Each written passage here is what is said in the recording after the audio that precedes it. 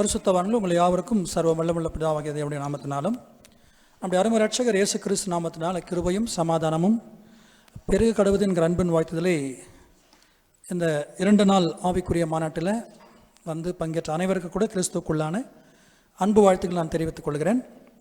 இந்த ஆண்டவர் மிகவும் கிருபையாக இந்த நாளை நமக்கு தந்து தொடர்ந்து அவருடைய சமூகத்தில் கூடி வந்து உன்னதமான சத்தியங்களை நாம் பார்க்கும்படியாக நேற்று மற்றும் இந்த நாளிலும் காலை முதல் இம்மட்டுமாக ஆண்டவர் நமக்கு தந்திருக்கிறார். அதில் எல்லாவற்றிற்காகவும் நம்முடைய ஆண்டவருக்கு துதிகளையும் ஸ்தோத்திரம் நம்ம எடுத்துக்கொள்ளலாம்.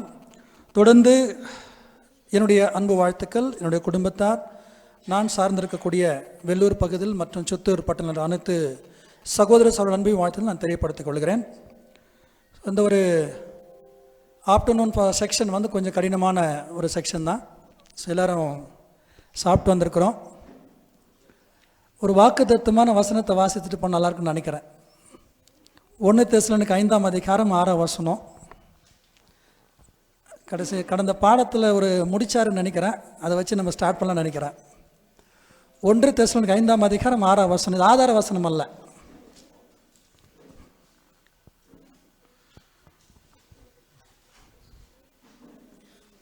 தெசலோனிக்கர் 5ஆம் அதிகாரம் 6ஆம் வசனம்.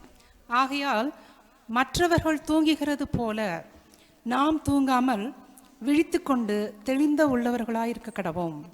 அப்படி இருந்தால் மட்டும்தான் இந்த பாடம் நம்மளால் புரிந்துக்க முடியும். ஏன் அப்படின்னா, இப்படிதான் ஒரு கன்வென்ஷனில் ஆஃப்டர்நூன் செக்ஷனில் பேசிகிட்டு இருக்கும்போது சப்ஜெக்ட் ஸ்டார்ட் பண்ணி ஒரு 1.25 மணி நேரம் சப்ஜெக்ட் பேசி முடித்து அப்புறம் கீழே இறங்கி போகும்போது ஒரு சகோதரர் சொன்னார், இப்போ அதுக்குள்ளே முடிச்சிட்டிங்க அப்படின்னு சொன்னார். ஒரு 1.5 மணி நேரம் பேசிட்டு போன பிறகு அவ்வளோ சீக்கிரம் முடிச்சிட்டிங்களா அப்படின்னாரு. ஸோ அவர் அந்த நேரம் என்ன பண்ணிட்டு இருந்தாருன்றது அவருக்கு தான் தெரியும். ஸோ அப்படி தயவுசெய்து யாரும் இருக்க வேணாம். தொடர்ந்து இன்று நம்ம ஆதாரமாக எடுத்துக்கொண்டிருக்கிறதான ஆதார வசனம் வெளிப்படுத்தல் 16வது அதிகாரம் 16ஆம் வசனம்.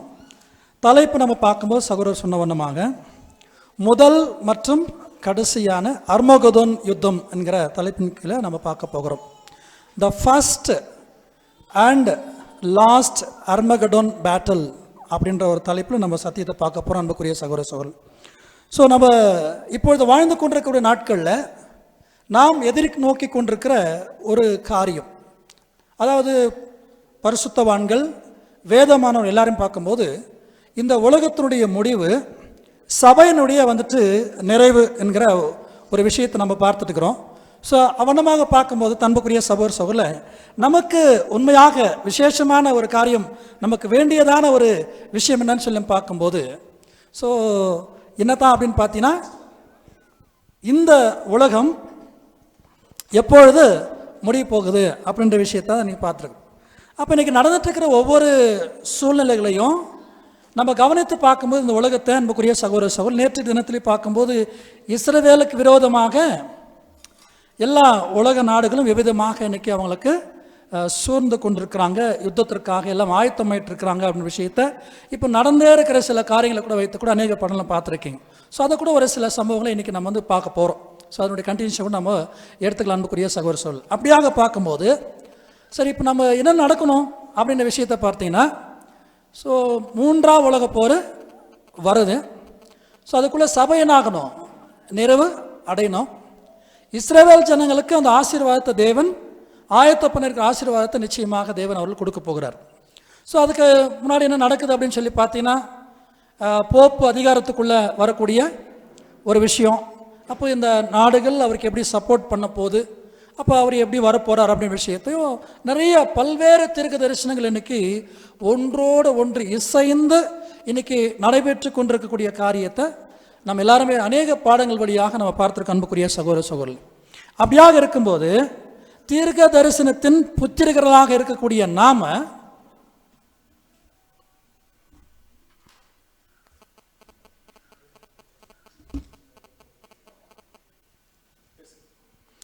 அப்போ தீர்க்க தரிசன புத்திரிகளாக இருக்கிற நாம் என்ன செய்யணும்னு சொல்லி பார்த்தீங்கன்னா, அன்புக்குரிய சகோதர சகோதரர், நாம் இந்த ஒரு காரியங்களை ஆராய்ந்து பார்ப்பது நமக்கு மிகவும் பிரயோஜனமாக இருக்குன்ற விஷயத்தை நம்ம பார்க்குறோம். அப்படியாக பார்க்கும்போது தான் இந்த முதலாவது அர்மகதோன் யுத்தம் எங்கே நடந்துச்சு அப்படின்னு நம்ம பார்த்தா தான் கடைசியான இந்த யுத்தம் எப்படி இருக்குன்ற விஷயத்தை நாம் ஒவ்வொன்றாக சில அங்கே நடந்த சம்பவங்களை வைத்து நம்ம தியானம் செய்ய போகிற அன்புக்குரிய சகோதர சகோதரர்கள். அப்படி இருக்கும்போது நாம் செய்ய வேண்டிய முக்கியமான விஷயம் என்ன, அதெல்லாம் பார்க்கலாம். நாம் செய்ய வேண்டிய காரியங்கள் என்னென்ன விஷயம் பார்க்கலாம். இப்போ ஆதார வசனம் வாசிக்கலாம். ரெவலேஷன், வெளிப்படுத்தல் 16ஆம் அதிகாரம் 16ஆம் வசனம். வெளிப்படுத்தின விசேஷம் 16ஆம் அதிகாரம் 16வது வசனம். அப்பொழுது எபிரேயு பாஷையிலே அர்மகதான் என்னப்பட்ட இடத்திலே அவர்களை கூட்டி சேர்ந்தான். அப்போ இந்த எபிரேய பாஷையில் அர்மகெடோன் அப்படின்ற விஷயத்தை வந்துட்டு அங்கே சொல்லப்பட்டது பார்க்குறோம். இந்த அர்மகெதோன் குறித்து நமக்கு புதுசல்ல. அன்புக்குரிய சகோதரர், நம்ம வந்துட்டு 4th வால்யூமில் இந்த பேட்டில் ஆஃப் அர்மகெடோன் அப்படின்ற ஒரு தலைப்பில் நம்முடைய மூத்த சகோதரர் ரசல் அவர்கள் ஒரு புக்கில் நீட்டு என்ன பண்ணிட்டு நமக்கு எழுதி கொடுத்துருக்கிறார்.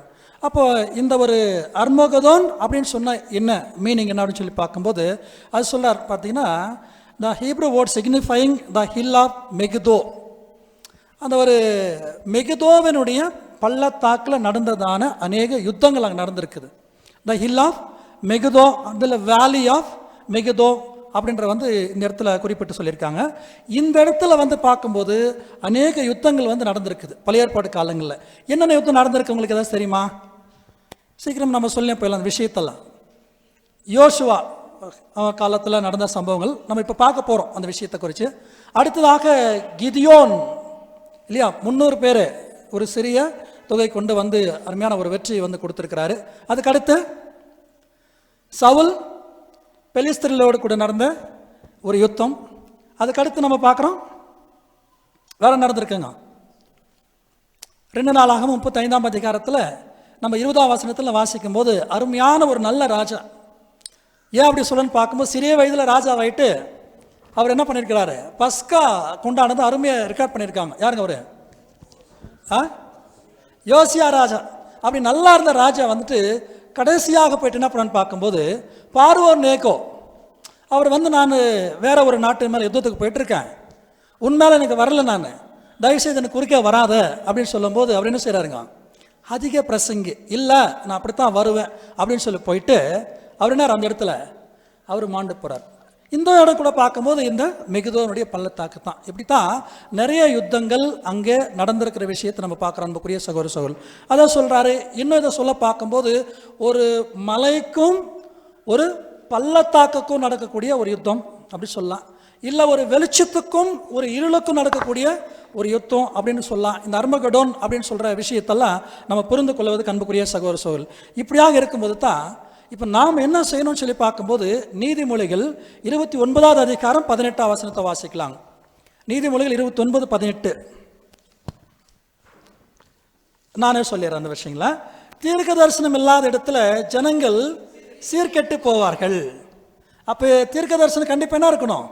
அப்போ தேவனை பிள்ளைகள் ஆக்கிய நாம வேதத்துடைய காரியங்களை நம்ம ஆராய்ந்து பார்க்கிறவர்களாக இருக்கணும் அன்புக்குரிய சகோதர சகோதரர். 2 பேதுரு 19ஆம் அதிகாரம் 2 பேதுரு 1ஆம் அதிகாரம் 19 மற்றும் 20ஆம் வசனத்தில் கூட பார்க்கும்போது கூட அப்போ சொல்லார், அதிக உறுதியான தீர்க்க தரிசன வசனம் நமக்கு உண்டு அப்படின்னு சொல்லார். அப்போ நாம் எல்லாருமே பார்க்கும்போது இந்த தீர்க்க தரிசனங்களை ஆராய்ந்து பார்க்கக்கூடியவர்களாக நம்ம இருக்க வேண்டும் அன்புக்குரிய சகோதர சகோதரர். அப்போ நாம் இந்த கடைசி காலங்களில் வாழ்ந்து கொண்டிருக்கும் போது நமக்கு எல்லாருக்குமே பார்க்கும்போது என்ன ஆகிடும்னு பார்த்தீங்கன்னா நைட்டு டிஸ்கஷன் கூட நிறைய பாயிண்ட்ஸ் நம்மளாம் பார்த்துருக்குறோம். அப்படி பார்க்கும்போது இப்போ நமக்குள்ளே பார்க்கும்போது சில கடைசி காலங்களில் வாழ்ந்துட்டுருக்கிற நமக்கு ஆவிக்குரியதான சில சோர்வு நமக்குள்ளே ஏற்படும். ஆவிக்குரியதான ஒரு சோர்வு எப்படி அப்படின்னு பார்க்கும்போது நடந்துட்டுருக்கிற சம்பவங்கள், உதாரணத்துக்கு பார்த்தீங்கன்னா இஸ்ரேலில் நடந்த இந்த யுத்தங்களெல்லாம் பார்க்கும்போது அப்போ முடிஞ்சிருச்சா ஒரு கேள்வி நமக்குள்ளே வந்திருக்கும் இல்லைங்களா. அதுக்கடுத்து பார்க்கும்போது சபைகள் மத்தியில் நடக்கிற பிரச்சனைகள்லாம் பார்க்கும்போது கூட நமக்குள்ளே நடக்கிற சில ப்ராப்ளம்ஸை பார்க்கும்போது கூட நமக்கு நிறைய சோர்வு வருவதற்கு அநேக வாய்ப்புகள் இருக்குது. இப்படியெல்லாம் வரும்போது இதே மாதிரி தான் பார்க்கும்போது கர்த்தராகிய இயேசு கிறிஸ்து நாட்களில் ஒருத்தர் கேள்வி கேட்டிருக்கிறார். மத்தேயு எழுதின சுவிசேஷம் 11ஆம் அதிகாரம் 2 முதல் 3 வசனங்களை வாசித்து பார்க்கும்போது யாருங்க அவர்? ஸ்நானகனாக்கிய யோவான் ஸ்நானகனை கொண்டு போய் சிறையில் வச்சிருக்கும்போது அந்த நேரத்தில் தெரியலையா எதற்காக அப்படின்றது, ஏரோதியாளுடைய இல்லீகல் கான்ட்ராக்ட் வந்துட்டு அவர் என்ன பண்ணுறாருன்னா அவர் கடிந்து கொள்கிறாரு. அந்த நேரத்தில் வந்து அவருடைய பிறந்த நாள் அன்னைக்கு அவருடைய மகள் நடனம் ஆட சொல்லி அவரை வந்து சிரசேதனை பண்ணுறதுக்காக அரெஸ்ட் பண்ணி வச்சிருக்கிறாங்க. அப்படி இருக்கிற நேரத்தில் வந்து இவர் என்ன எக்ஸ்பெக்ட் பண்ணார் அப்படின்றத வந்துட்டு நிச்சயமாக வந்துட்டு ஏதாச்சும் ஒரு பெரிய விஷயத்தை செய்து இல்லை இவர் எங்கேருந்து வெளியில் கொண்டு போயிடுவார்னு நினைச்சாரா என்னன்னு தெரியல கர்த்தராகிய இயேசு கிறிஸ்து. அப்படி இருக்கிற நேரத்தில் தான் வருகிறவர் நீர்த்தானா இல்லை வேறொருவருக்காக காத்திருக்க வேண்டுமா அப்படின்னு சொல்லும் போது அப்போ அவர் என்ன சொல்லிட்டாரு? இதெல்லாம் முக்கியமான பாயிண்ட் சொல்லார். குருடர்கள் காண்கிறார்கள், சொஸ்தம் அடைகிறாங்க, சப்பானி நடக்கிறாங்க. அப்போ இது எல்லாம் நீங்கள் இப்போ என்ன பண்ணுங்க, அவருக்கு போய் சொல்லுங்க, இதை விசுவாசிச்சாலே போதும் அப்படின்ற விஷயத்தாங்க அவர் தெரியப்படுத்துறார். இதில் என்ன நம்ம கற்றுக்கலாம்னு சொல்லி பார்க்கும்போது, அப்போ யோவான் அப்படின்னு சொல்லும்போது யார் அடையாளப்படுத்துதுங்க? இந்த இடத்துல சொல்லக்கூடிய யோவான் யார் அடையாளப்படுத்துதுங்க? கடைசி காலத்தில் வாழ்ந்துட்டு இருக்கிற சபை ஆகிய நம்ம தான் குறிக்குது. நமக்கும் இப்பேற்பட்ட சில கேள்விகள் வருவதற்கு அதுதான் சொல்லிட்டேன். நமக்கு உறுதியான தீர்க்க தரிசனம் நமக்கு உண்டு அன்புக்குரிய சகோதர சொல். அப்படி இந்த தீர்க்க தரிசனம் பார்க்கும்போது இல்லை நிறைய பழைய ஏற்பாடு சொல்லப்பட்ட சமூகங்களை பார்க்கும்போது நமக்கு உறுதியான நிறைய காரியங்களை நமக்கு தேவன் என்ன செய்வார் பார்க்கும்போது அந்த ஒரு ஆவியினால் நமக்கு வெளிப்படுத்துவார் என்ற விஷயத்தை நம்ம பார்க்கலாம் அன்புக்குரிய சகோதர சொல். அது அவர் கேட்டது. அப்போ நீங்கள் காண்கிறதை இப்போ என்ன பண்ணுங்க, அவருக்கு நீங்கள் சொல்லுங்கள். இப்போ நாம் என்ன செய்யலாம்? நம்ம சுற்றி நடந்துட்டு இருக்கிற சம்பவங்களை வைத்து வேத வாக்கியங்களை நாம் ஆராய்ந்து பார்த்து வசனம் நமக்கு என்ன சொல்லுது, எந்த காலகட்டத்தில் நம்ம வாழ்ந்துட்டு இருக்கிறோம் அப்படின்ற விஷயத்த வேதம் என்ன சொல்கிற விஷயத்த நம்ம அதனோடு கூட நம்ம என்ன பண்ண பார்க்கும்போது பயணிக்கலாம் அன்புக்குரிய சகோதர சகோதரர். அப்படி பார்க்கும்போது இன்று நம்ம பார்க்கக்கூடிய அந்த முதலாம் அர்மகதோன் யுத்தம் அப்படின்னு சொல்லிட்டு நம்முடைய மூத்த சகோதரர் ரசல் அவர்கள் ரீஃபரன்ஸ் நம்பர் 5604 அதை குறித்து சில சம்பவங்களை வைத்திருக்கிறார். அதை வைத்து இன்றைக்கி அநேக வார்த்தைகளால் அநேக கமெண்ட்ஸ் வச்சு நம்ம என்ன பார்க்கும்போது இந்த சம்பவங்களை பார்க்கலாங்க. நியாயாதிபதிகள் 4ஆம் அதிகாரம், நியாயாதிபதிகள் 4ஆம் அதிகாரம் 5ஆம் அதிகாரம் நீங்கள் எடுத்து வச்சுக்கலாம். இப்போ 4ஆவது அதிகாரத்தில் முதல் வசனத்திலிருந்து நம்ம ஒவ்வொன்றாக நம்ம பார்க்கலாம். சீக்கிரமாக நீங்கள் எடுத்து வச்சுக்காங்க. இடையில நான் கேள்வி கேட்பேன் தூங்குறவங்களை பார்த்து. நியாயாதிபதிகள் 4ஆம் அதிகாரம் 1 முதல் சில வசனம் வாசிக்கலாம். நியாயாதிபதிகள் 4ஆம் அதிகாரம் 1ஆம் வசனம். ஏகூத் மரணம் அடைந்த பின்பு இஸ்ரவேல் புத்திரர் திரும்ப கர்த்தரின் பார்வைக்கு பொல்லாப்பானதை செய்து வந்தார்கள். அப்போ ஏகூத் மரணம் அடைந்த போது அப்படின்னு பார்த்தீங்கன்னா இது ஒரு சின்ன ஒரு சுருக்கத்தை நான் சொல்லிடுறேன். இஸ்ரவேல் ஜனங்கள் அப்போ அந்த கானான் தேசத்தை சுதந்திரத்து கொள்ளும் போது அநேக ஜனங்கள் அங்கே எதிரிகள் என்ன பண்ண சொல்லியிருக்கேன்னு பார்க்கும்போது அவங்கள எல்லாரையும் விரட்டி விட்டு அந்த தேசத்தை சுதந்திரத்துக்குள்ள சொல்கிறாரு. ஆனால் அந்த காரியம் அங்கே முழுமையாக நடக்கிறதில்ல. ஏன் அப்படின்னு சொல்லி பார்க்கும்போது கர்த்தருடைய வார்த்தைக்கு இவங்க கீழ்ப்படியாமல் போனபடினால தேவன் வந்து பார்க்கும்போது சில என்ன பண்ணுறாருன்னா சில அனுபவங்களை அவங்களுக்காக கற்றுக் கொடுக்குறாரு. அப்படி செய்யும்போது என்ன பண்ணுவாங்க, திடீர்னு ஒரு நியாயாதிபதி வருவார், அவங்கள வழி நடத்துவார். அவர் மறிச்சிட்ட உடனே இஸ்ரவேல் ஜனங்களுக்கு ஒரு சின்ன கேப் கிடைக்கும். அந்த கேப்பில் கர்த்தரை இவங்க தேடி இல்லை அவருக்கு கீழ்ப்படி நடக்கிறாங்களா இல்லையான்றதுக்கு ஒரு சின்ன பரீட்சை. அப்போ இவங்க என்ன செய்வாங்க, மறுபடியுமாக அந்நிய தேவர்களை வணங்கி கர்த்தருக்கு கோபத்தை உண்டாக்குவார். உடனே தேவன் என்ன செய்யணும், அவங்கள தண்டிக்கும் போது ஆண்டவரே அப்படின்னு சொல்லிட்டு இது இஸ்ரவேல் ஜனங்களுடைய வாழ்க்கையில் நிறைய நடந்த சம்பவம். அப்படி சொல்லும் போது ஆண்டவர் என்ன செய்வார்னா அவங்க நடுவில் இருந்த ஒரு நியாயாதிபதியை ஏற்படுத்துவார். அப்படியாக வந்தவர் தான் அந்த ஏகூத்து கூட. அவரை பற்றி ஒரு ஸ்பெஷாலிட்டி இருக்குது. என்னங்க எல்லாருமே எஸ் ரைட் ஹேண்டில் வந்து அவர் யுத்தம் பண்ணும்போது இவர் என்ன பண்ணுவாருங்க லெஃப்ட் ஹேண்டில். அதனால தான் என்ன பண்ணன்னு பார்த்தேன், அவர் ராஜாவை சந்திக்க போகும்போது கூட செக்யூரிட்டி ஃபோர்ஸ் எல்லாம் செக் பண்ணும்போது அவர் எப்படி செக் பண்ணிட்டாங்க, வலது கையால் லெஃப்ட் சைடில் தான் கத்தி வச்சிருப்பாருன்னு சொல்லிட்டு லெஃப்ட் சைடு மட்டும் செக் பண்ணிவிட்டு அமுச்சு விட்டாங்க. அவர் எங்கே வச்சுருந்தாருங்க ரைட் சைடில். அதனால் உடனே எடுத்து என்ன பண்ணிட்ட ராஜாவை அங்கே கொள்றதை கூட நம்ம பார்க்குறோம். அவர் மறித்த பிறகு மறுபடியும் என்ன செய்தான்னு பார்க்கும்போது அந்த காலகட்டங்களில் அவங்களுக்கு நியாயம் விசாரிக்கிறதுக்காக எந்த ஒரு நியாயாதிபதி இல்லாத ஒரு காலமாக இருந்துச்சு.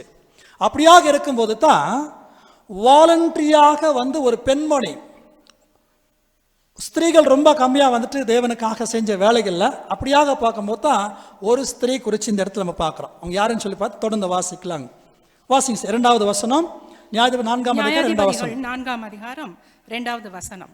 ஆகையால் கர்த்தர் அவர்களை ஆத்சோரில் ஆளுகிற யாபீன் என்னும் கானானியருடைய ராஜாவின் கையிலே விற்று போட்டார். இந்த வார்த்தைகளை மட்டும் கொஞ்சம் வச்சுக்க, முக்கியமான வார்த்தைகள். யாபீன் இல்லையா, அவர் யாரு, கானானிய ராஜாவாகிய யாபின் கையில் அவங்களை விற்று போட்டார்.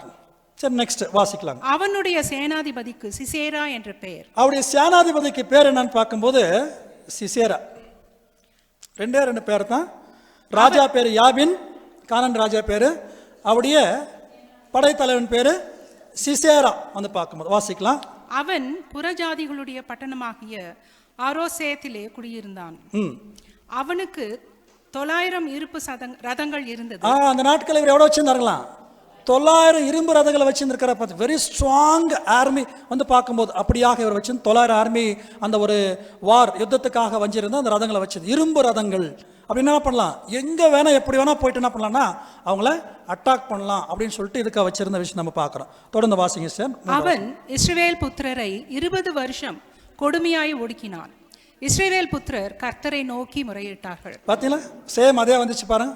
அவர்கள் போய் என்ன செஞ்சிருக்க பார்க்கும்போது இஸ்ரவேல் ஜனங்கள் என்ன பண்ணியிருக்கானா, இந்த யாபின் ராஜா போயிட்டு கானான் ராஜா, அதாவது சிசேரா அவருடைய படைத்தலைவனை வச்சுக்கிட்டு ரொம்ப பலத்தெல்லாம் காமிச்சிட்டு அவங்கள போய் என்ன பண்ணுற ஒரு கொடுமைப்படுத்திக்கிட்டே இருந்தார். வந்து பார்க்க அப்படி இருக்கும்போது உடனே வினேசன் பார்க்கும்போது கர்த்தரை நோக்கி என்ன பண்ணுறாங்க, வந்து அவங்க கர்த்தருக்கு விண்ணப்பம் முறையிடும் போது இப்போ உடனே ஆண்டவர் என்ன செய்ப்பாருங்க. வாசிங்களா தொடர்ந்து. 4ஆம் வசனம். அக்காலத்திலே லபிதோத்தின் மனைவியாகிய தெபரோல் என்னும் தீர்க்க தரிசியானவள் இஸ்ரவேலை நியாயம் விசாரித்தார். இதான் பார்க்குறோம். அப்போ லபிதோத்தின் மனைவியாகிய தெபோரால் இல்லையா, நிறைய பாடங்களை நீங்கள் கேட்டுக்கலாம். இந்த தெபோரால் வந்துட்டு இஸ்ரேல் ஜனங்கள் நியாயம் விசாரித்து வந்துட்டு இருந்தாங்க.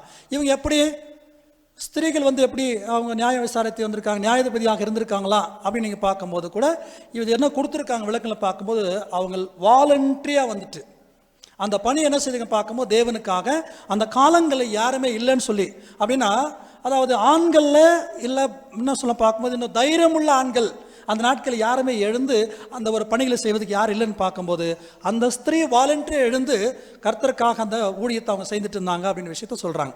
இப்படி நிறைய ஜனங்களுக்கு ஆலோசனை சொல்லி நியாயம் விசாரித்து கொண்ட ஒரு காலமாக இருந்துச்சு. வாசிங்களும் தொடர்ந்து. 5வது வசனம். அவள் எபிராயும் மலை தேசமான ராமாவுக்கும் பெத்தேலுக்கும் நடுவில் இருக்கிற தெபரோலின் பேரிச்ச மரத்தின் கீழே குடியிருந்தார். அப்ப ராமாவுக்கும் பெத்தேலுக்கும் நடுவில் வந்துட்டு ஒரு பேரிச்சா மரத்து கீழே வந்துட்டு உட்காந்துக்கிறான். அந்த பேரிச்சா மரம் பேர் என்னங்க?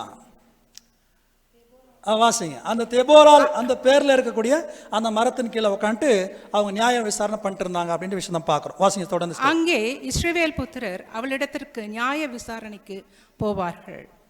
அவள் நப்தலில் உள்ள கேதேசில் இருக்கிற அபினோகிகாமின் குமாரன் பாராக்கை வரவழைத்து, நீ நப்தலி புத்திரரிலும் செபுலோன் புத்திரரிலும் 10,000 பேரை கூட்டிக் கொண்டு தாபோர் மலைக்கு போக கடவாய். இந்த மலை மட்டும் நோட் பண்ணி வச்சுக்கோங்க. இப்போ என்ன கைட் பண்ணான்னு சொல்லி பார்க்கும்போது இவங்க நல்ல ஒரு ஆலோசனை சொல்றாங்க. யாருக்கு சொல்றாரு அப்படின்னு பார்க்கும்போது அந்த நாட்கள் இருக்கக்கூடியதான அதை சொல்ற அவர் ஒரு நியாயாதிபதியாக வரார். அவர் பேர் என்னங்க சொல்லணும்? யாருங்க அவர் பேரு? தெபோரால் இருக்கிறாங்க. யாருக்கு சொல்றாங்க? நப்தலி கோப்தில் இருக்கக்கூடியதான செபுலோன். வாசிங்க சிஸ்டர் மறுபடியும். அவள் நப்தலில் உள்ள கேதேசில் இருக்கிற அபினோகாமின் குமாரன் பாராக்கை வரவழைத்து, நீ யாருங்க அவர் பேரு? அதுதான் சொன்ன பாராக்க வரவைத்து அவருக்கு தான் இப்போ இந்த அம்மா வந்து கைடன்ஸ் கொடுக்குறாங்க. என்ன பண்ண பார்க்கும்போது 10,000 பேரை கூட்டிக் கொண்டு எங்கே போகணும்னு சொல்கிறாங்க? தாபோர் மலைக்கு வந்து நீங்கள் போங்க அப்படின்னு சொல்கிறாங்க. இவங்க கைடன்ஸ் கொடுக்குறாங்க. நீங்கள் தாபோர் மலைக்கு நீங்கள் போங்க. நீங்கள் 7ஆம் வசனத்தில் வாசிக்கும் போது 7ஆம் வசனம் வாங்க சார். 7. நான் யாபீனின் சேனாதிபதியாகிய சிசேராவையும் அவன் ரதங்களையும் அவன் சேனையையும் கீசோன் பள்ளத்தாக்கிலே உன்னிடத்திற்கு வர இழுத்து அவனை உன் கையில் ஒப்பு கொடுப்பேன் என்றும் இஸ்ரவேலின் தேவனாகிய கர்த்தர் உனக்கு கட்டளையிடவில்லையா என்றாள். அப்போ இவங்க சொல்கிறாங்க யாருக்கிட்ட? பாராக்கிட்ட சொல்கிறாங்க, நீங்கள் போயிட்டு தாபோர் மலைக்கு நீங்கள் போங்க. அங்கே யார் வந்திருக்காங்க? யாபின் சிசேரா வந்திருக்கிற சேனாதிபதி அவர் வந்திருக்கார். நீங்கள் என்ன பண்ண 10,000 பேரோட கூட போயிட்டு அவர் கண்டிப்பாக என்ன பண்ணான்னு பார்த்தீங்கன்னா அங்கேருந்து மலையிலேருந்து இறங்கி அந்த கீசோன் பள்ளத்தாக்குக்கு வருவார். அங்கே என்ன செய்யணும்னு பார்க்கும்போது அந்த ஜனங்களை கர்த்தர் உங்கள் கையில் ஒப்பு கொடுப்பார் என்ற விஷயத்த உனக்கு சொல்லியிருக்கிறார் அப்படின்ற அந்த காரியத்தை அங்கே சொல்கிறார். நெக்ஸ்ட் 8ஆம் வசனம் போயிடலாம். அதற்கு மேப் இருந்தால் நம்ம காமிச்சு வச்சிருக்கலாம். டிஸ்பிளே பண்ண முடியுதா இருக்குங்களா? எஸ், நீங்கள் அதை பார்க்கலாம். அங்கே ரவுண்ட் பண்ணியிருக்காங்க. மேலே வந்து பார்க்கும்போது இந்த லொக்கேஷன் தான் இந்த தாபோர் மலை இருக்குது. பக்கத்துலேயே பார்க்கும்போது நப்தலி இருக்கிறாங்க. ரைட் சைடில் பார்த்தீங்கன்னா மனாசே, அவங்க எல்லாம் கீழே இருக்காங்க. இந்த கோத்திரம்லாம் அங்கே தான் இருக்கிறாங்க. சுற்றி வந்துட்டு மேலே நமக்கு தெரியும் வடக்கே தெற்கே பார்க்கும்போது சவுத்து 2 பேர் இருப்பாங்க. வடக்கே பார்க்கும்போது நீங்கள் நார்த்தில் பார்க்கும்போது 10 கோத்திரம் இருக்கக்கூடிய விஷயம். அப்போ அந்த இடத்துல தான் வந்துட்டு அந்த ரவுண்ட் பண்ணியிருக்க அந்த டாபோர் மவுண்ட்டு. இந்த கடல் என்ன கடல் தெரியுங்களா?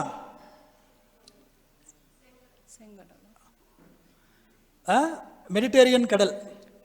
அதை பார்க்குறோம். அந்த கடல் அங்கே இருக்கிற விஷயத்தை நான் பார்க்குறேன். நெக்ஸ்ட் நம்ம போயிடலாம். வந்து 8வது வசனத்துக்கு வாங்க சார். 8வது வசனம். அதற்கு பாராக், நீ என்னோட கூட வந்தால் போவேன், என்னோட கூட வராவிட்டால் நான் போக மாட்டேன். இப்போ ஒரு சின்ன ஒரு விஷயத்தை ஒரு கண்டிஷன் வைக்கிறார் பாருங்க. அப்படின்னா இவருக்குள்ள வந்துட்டு ஏதோ ஒரு சின்ன பயம் இல்லை தயக்கம் இருந்த மாதிரி தெரியுது. நீர் என்னோட கூட வந்தால் நான் போகிறேன், இல்லைன்றால் நான் போக மாட்டேன் அப்படின்னு சொல்கிறார். அப்போ அவங்க என்ன செய்யறான்னு பார்த்தீங்கன்னா ஒரு விஷயத்த சொல்கிறாங்க. 9வது வசனம். அதற்கு அவள் நான் உன்னோடே கூட நிச்சயமாய் வருவேன், ஆனாலும் நீ போகிற பிரயாணத்தில் உண்டாகிற மேன்மை உனக்கு கிடையாது.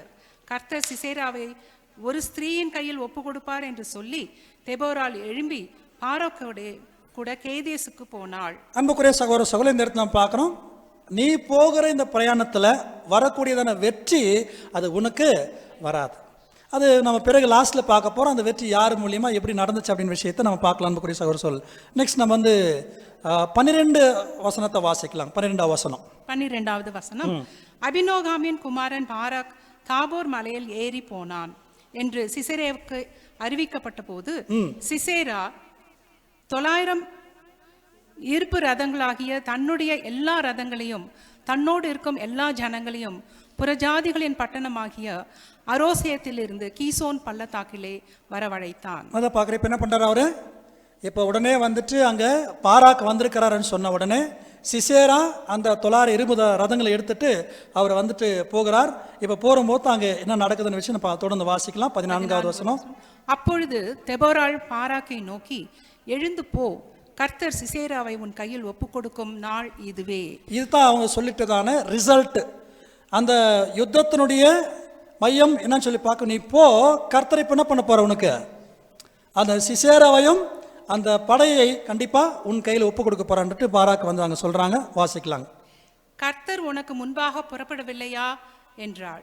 அப்பொழுது பாராக்கும் அவன் பின்னாலே 10000 பேரும் தாபோர் மலையிலிருந்து இறங்கினார். அப்ப அவனுக்குள்ள என்ன இருக்கு பார்க்கும்போது, பாராக்குள்ள வந்துட்டு அவருக்குள்ள ஒரு பயம் இருந்திருக்குது இல்லையா? அந்த பயத்தோட வந்து போயிட்டு இருக்கா. அதனால வந்துட்டு நீ பயப்படாத, நீ போ, கர்த்தர் உன்னோட கூட இருக்கிறார் விஷயத்தை அவங்க சொல்றாங்க. 15வது வசனம். 15வது வசனம். கர்த்தர் சிசேராவையும் அந்த எல்லா ரதங்களையும் சேனை அனைத்தையும் பாராக்குக்கு முன்பாக பட்டய கருக்கினால் கலங்கடித்தார். சிசேரா ரதத்தை விட்டு இறங்கி கால்நடையாய் ஓடி போனான். இதை இப்போ அவங்க யுத்தம் வந்துட்டு நடந்துட்டு இருக்குது. இப்போ சிசேரா என்ன செய்றார் பார்க்கும்போது, அவர் ரதத்தை விட்டுட்டு இறங்கிட்டு கால்நடையாக, அப்போ எல்லா ஜனங்களையும் வந்துட்டு அவங்க மடங்கடிச்சிட்டாங்க. இப்போ எப்படியாச்சும் தப்பி நம்ம பிழைக்கலான்னு சொல்லிட்டு அவர் போயிட்டு இருக்கிற நேரத்தில் இப்போ நடந்த சம்பவத்தை பாருங்க. இப்போ சொல்றாங்க இல்லையா, வந்துட்டு அவங்க தெபோரா சொன்னாங்க, நீ போகக்கூடிய அந்த யுத்தத்தில் வரக்கூடிய வெற்றி உனக்கு வராது அப்படின்ற விஷயத்தை அவங்க சொல்லிட்டாங்க. ஏன் அப்படின்னு சொல்லும் போது இப்போ சொல்லார் பாருங்க, வாசிக்கல தொடர்ந்து. 16வது வசனம். பாராக் ரதங்களையும் சேனையையும் புறஜாதிகளுடைய ஆரோசத் மட்டும் துரத்தினான். சிசேராவின் சேனையில் எல்லாம் பட்டய கருக்கினால் விழுந்தது, ஒருவனும் மீதியாய் இருக்கவில்லை. சிசேரா இந்த இடத்துல எல்லாரும் கவனிங்க. நெக்ஸ்ட் நம்ம 5வது அதிகாரத்துல வாசிக்கும் போது இதை குறித்து நம்ம பார்க்க போறோம். ஆனா 4வது அதிகாரத்துல என்ன சொல்லப்பட்டு பார்க்கும்போது, அப்போ போயிருக்கிறாங்க பாராக்கு சிசேரா அவங்களோட யுத்தம் பண்ணியிருக்கிறாங்க. அவங்க எல்லாரும் என்ன பண்ணியிருக்காங்களாம், மடங்கடித்து இருக்கிறாங்க. ஒருத்தராக என்ன செய்யல பார்க்கும்போது மீதியாக அங்க இருக்கவில்லை அப்படின்னு சொல்லிட்டு நெக்ஸ்ட் இவங்க சொல்றாங்க. வாசிக்கலாம் பாருங்க. 17வது வசனம். சிசேரா கால்நடையாய் கேனியனான ஏபேரின் மனைவி யாகேலுடைய கூடாரத்திற்கு ஓடி வந்தான். அப்போ கேனியர்கள் இவங்க யார் அப்படின்னு சொல்லி பார்க்கும்போது, இவங்க மோசேருடைய மாமன் இருக்கிறாரு, அவருடைய அங்கிள், அவருடைய சந்ததியில் வரக்கூடிய இருக்கிறாங்க. அவர் யார் அப்படின்னு சொல்லி பார்க்கும்போது வாசிங்க சார். அவங்க அப்பொழுது யாபீன் என்னும் ஆத்சோரின் ராஜாவுக்கும் கேனியனான ஏபேரின் வீட்டுக்கும் சமாதானம் உண்டாயிருந்தது. யாகேல் வெளியே சிசேராவுக்கு எதிர்கொண்டு போய் உள்ளே வாரும், என் ஆண்டவனே, என் அண்டை உள்ளே வாரும், பயப்படாதேயும் என்று அவனோடே சொன்னான். அப்படியே அவன் அண்டை கூடாரத்தில் உள்ளே வந்தபோது அவனை ஒரு சமுகாலத்தில் இப்போ சிஸ்டர் என்ன பண்றாரு? யுத்தத்திலும் தப்பி நம்ம பிழைச்சா போதுன்னு சொல்லிட்டு அவர் ஓடிட்டு இருக்கிறாரு. ஓடிட்டே இருக்கும்போது ஒருத்தர் வந்து அவங்கள வரவேற்கிறாங்க. யார் அவங்க? யாகேல். பாருங்க, தைரியமான ஒரு பெண் இவங்க. அவரை வரவேற்று இப்போ என்ன சொல்லுன்னு பார்க்கும்போது இவர் போறாரு. இப்போ வாசிக்கலாங்க 19வது வசனம். அவன் அவளை பார்த்து, குடிக்க எனக்கு கொஞ்சம் தண்ணீர் தா.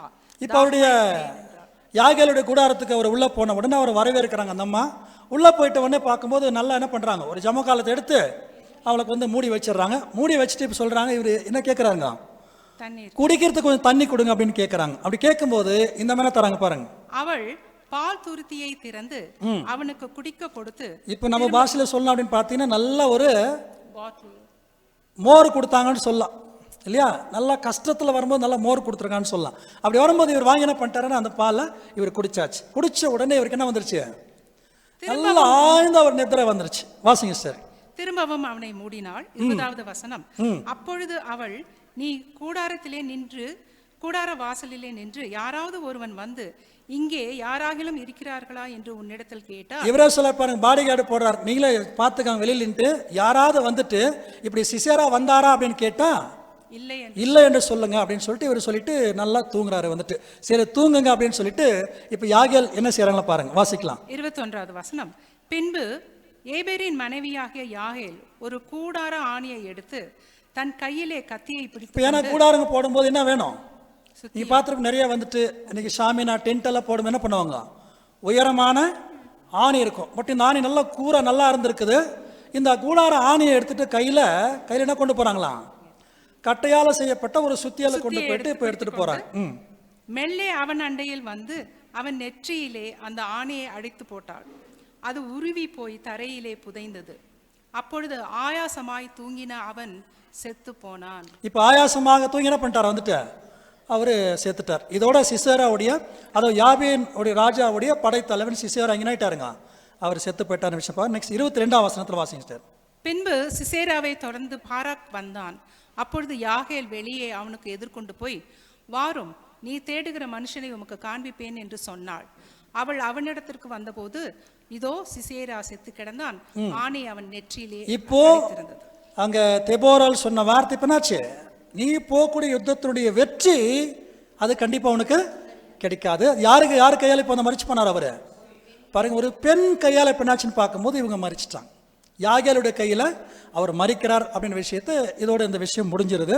தொடர்ந்து கீழுள்ள நீங்க வசனத்தை வாசிங்க. 24ஆம் வசனத்தை வாசிங்க சிஸ்டர். 24. இஸ்ரவேல் புத்திரரின் கை கானானியரின் ராஜாவாகிய யாபீனை நிர்மூலமாக்க மட்டும் அவன் மேல் பலத்து கொண்டு இருந்தது. இதோட வந்து யுத்தம் பலக்குது, யுத்தம் அங்க முடியுது. வெற்றியை தேவன் என்ன பண்ணிடுற வந்து பார்க்கும்போது இஸ்ரவேல் ஜனங்களுக்கு வெற்றி அந்த இடத்துல கொடுத்துட்டார விஷயம் நம்ம பார்க்குறோம். இதோட 4வது அதிகாரத்தில் அங்கே நடந்த யுத்தத்தை பற்றி ஒரு சின்ன ஒரு டீட்டெயில்ஸ் வந்து பார்த்துருக்குறோம். ஆனால் இந்த யுத்தம் எப்படி நடந்துச்சு அப்படின்னு கூடிய விஷயத்த 5ஆம் அதிகாரத்தில் டீட்டெயிலாக கொடுக்கப்பட்டிருக்கு. அதான் நமக்கு நம்முடைய பாடத்துக்கு முக்கியமான சில வசனங்கள் அதில் தான் இருக்குது. 5ஆம் அதிகாரத்தில் நிறைய படிச்சிருப்பீங்க. வந்து பார்க்கும்போது 5வது அதிகாரம் சொல்ல முடியும் என்னன்னு சொல்லிட்டு, நியாயாதிபதிகள் 5ஆம் அதிகாரத்தில் என்ன இருக்குங்க, சரி வாசிங்க சார். முதல் வசனம் வாசிக்கலாம். 5ஆம் அதிகாரம் 1ஆம் வசனம். 5வது அதிகாரம் 1ஆம் வசனம். அந்நாளிலே தெபோராலும் அபினோகாமின் குமாரன் பாராக்கும் பாடினதாவது. இப்போ என்ன வந்துட்டு பாராக்கும் தெபோராலும் பாடினதான இது பாட்டு அருமையா என்ன பண்ணு பார்க்கும்போது அநேக தீர்க்க தரிசன வார்த்தைகளை அந்த பாடல் வழியாக அவங்க பாடியிருக்கிறாங்க. இப்போ யுத்தம் நடந்துச்சு, அந்த விஷயத்தை நம்ம பார்த்துட்டோம். பாராக் வந்து போகிறார், 10,000 பேரோட கூட போயிட்டு எந்த மலைக்கு போறாருங்க, நாங்களே மலைக்கு வந்துட்டுக்கிறோம் பதார், நாங்களே ஏற்காடு மலைக்கு வந்துட்டு இருக்கிறோம் அப்படின்னு சொல்றீங்களா? முந்தைய பாடம் கூட முன்னாடி பாடம் என்னங்க, பர்வதங்கள் இல்லையா? அதில் ஒரு மலைக்கு வந்து போயிருக்கிறார், தாபோர் மலைக்கு போயிட்டு தான் அதுக்கடுத்து அந்த கீஷோன் பள்ளத்தாக்கில், அதாவது சிசேரா யாபின் அவர்களுக்கெல்லாம் வந்து யுத்தம் நடந்துச்சு. அந்த யுத்தத்தில் தேவன் வெற்றியை தந்துட்டாரு. இப்போ வெற்றிக்கு அப்புறம் வந்து பார்க்கும்போது இவங்க பாடியதான ஒரு பாடல் தெபோராலும் பாராக்கு பாடியதான பாட்டு. இப்போ என்ன பாடுறாங்க பாரு, 2ஆம் வசனம். 2வது வசனம். கர்த்தர் இஸ்ரவேலுக்காக நீதியை சரி கட்டினது நிமித்தம் ஜனங்கள் மனப்பூர்வமாய் தங்களை ஒப்பு கொடுத்ததன் நிமித்தமும் அவரை ஸ்தோத்திரியுங்கள். மூன்றாம் வசனம். ராஜாக்களே கேளுங்கள். இப்ப சொல்றார், ரொம்ப அருமையான வார்த்தை இது. அதிபதிகளே, ஒரே செகண்ட் சிஸ்டர், இந்த வார்த்தை இப்ப நம்ம சொல்லலாம். இந்த வார்த்தை இன்னைக்கு நமக்கே எடுத்துக்கலாம். இந்த வார்த்தைகள் எப்படி சொல்றாங்க? ராஜாக்களே கேளுங்க. யாருங்க இந்த வார்த்தைகள்? நமக்கு தான் தேவன் வந்து எழுதி கொடுத்திருக்கிறார். ராஜாக்களே கேளுங்கள், அதிபதிகளே செவி கொடுங்கள். நான் கர்த்தரை பாடி இஸ்ரவேலின் தேவனாகிய கர்த்தரை கீர்த்தனம் பண்ணுவேன். கர்த்தாவே, நீர் சேயீரிலிருந்து புறப்பட்டு ஏதோமின் வெளியிலிருந்து நடந்து வருகையில், ஏதோமின் வழியாக நடந்து வருகையில் பூமி அதிர்ந்தது. இதுதான் முக்கியமான விஷயம். என்ன நடந்துச்சு அந்த இடத்துல பார்க்கும்போது, 4வது அதிகாரத்தில் இந்த வார்த்தைகள் இல்லவே இல்லை. நீங்க நடந்து வருகையில், யார் நடந்து வராங்க? கர்த்தர். அப்ப அந்த யுத்தத்தை யார் செய்திருக்கிறாங்க? கர்த்தர்.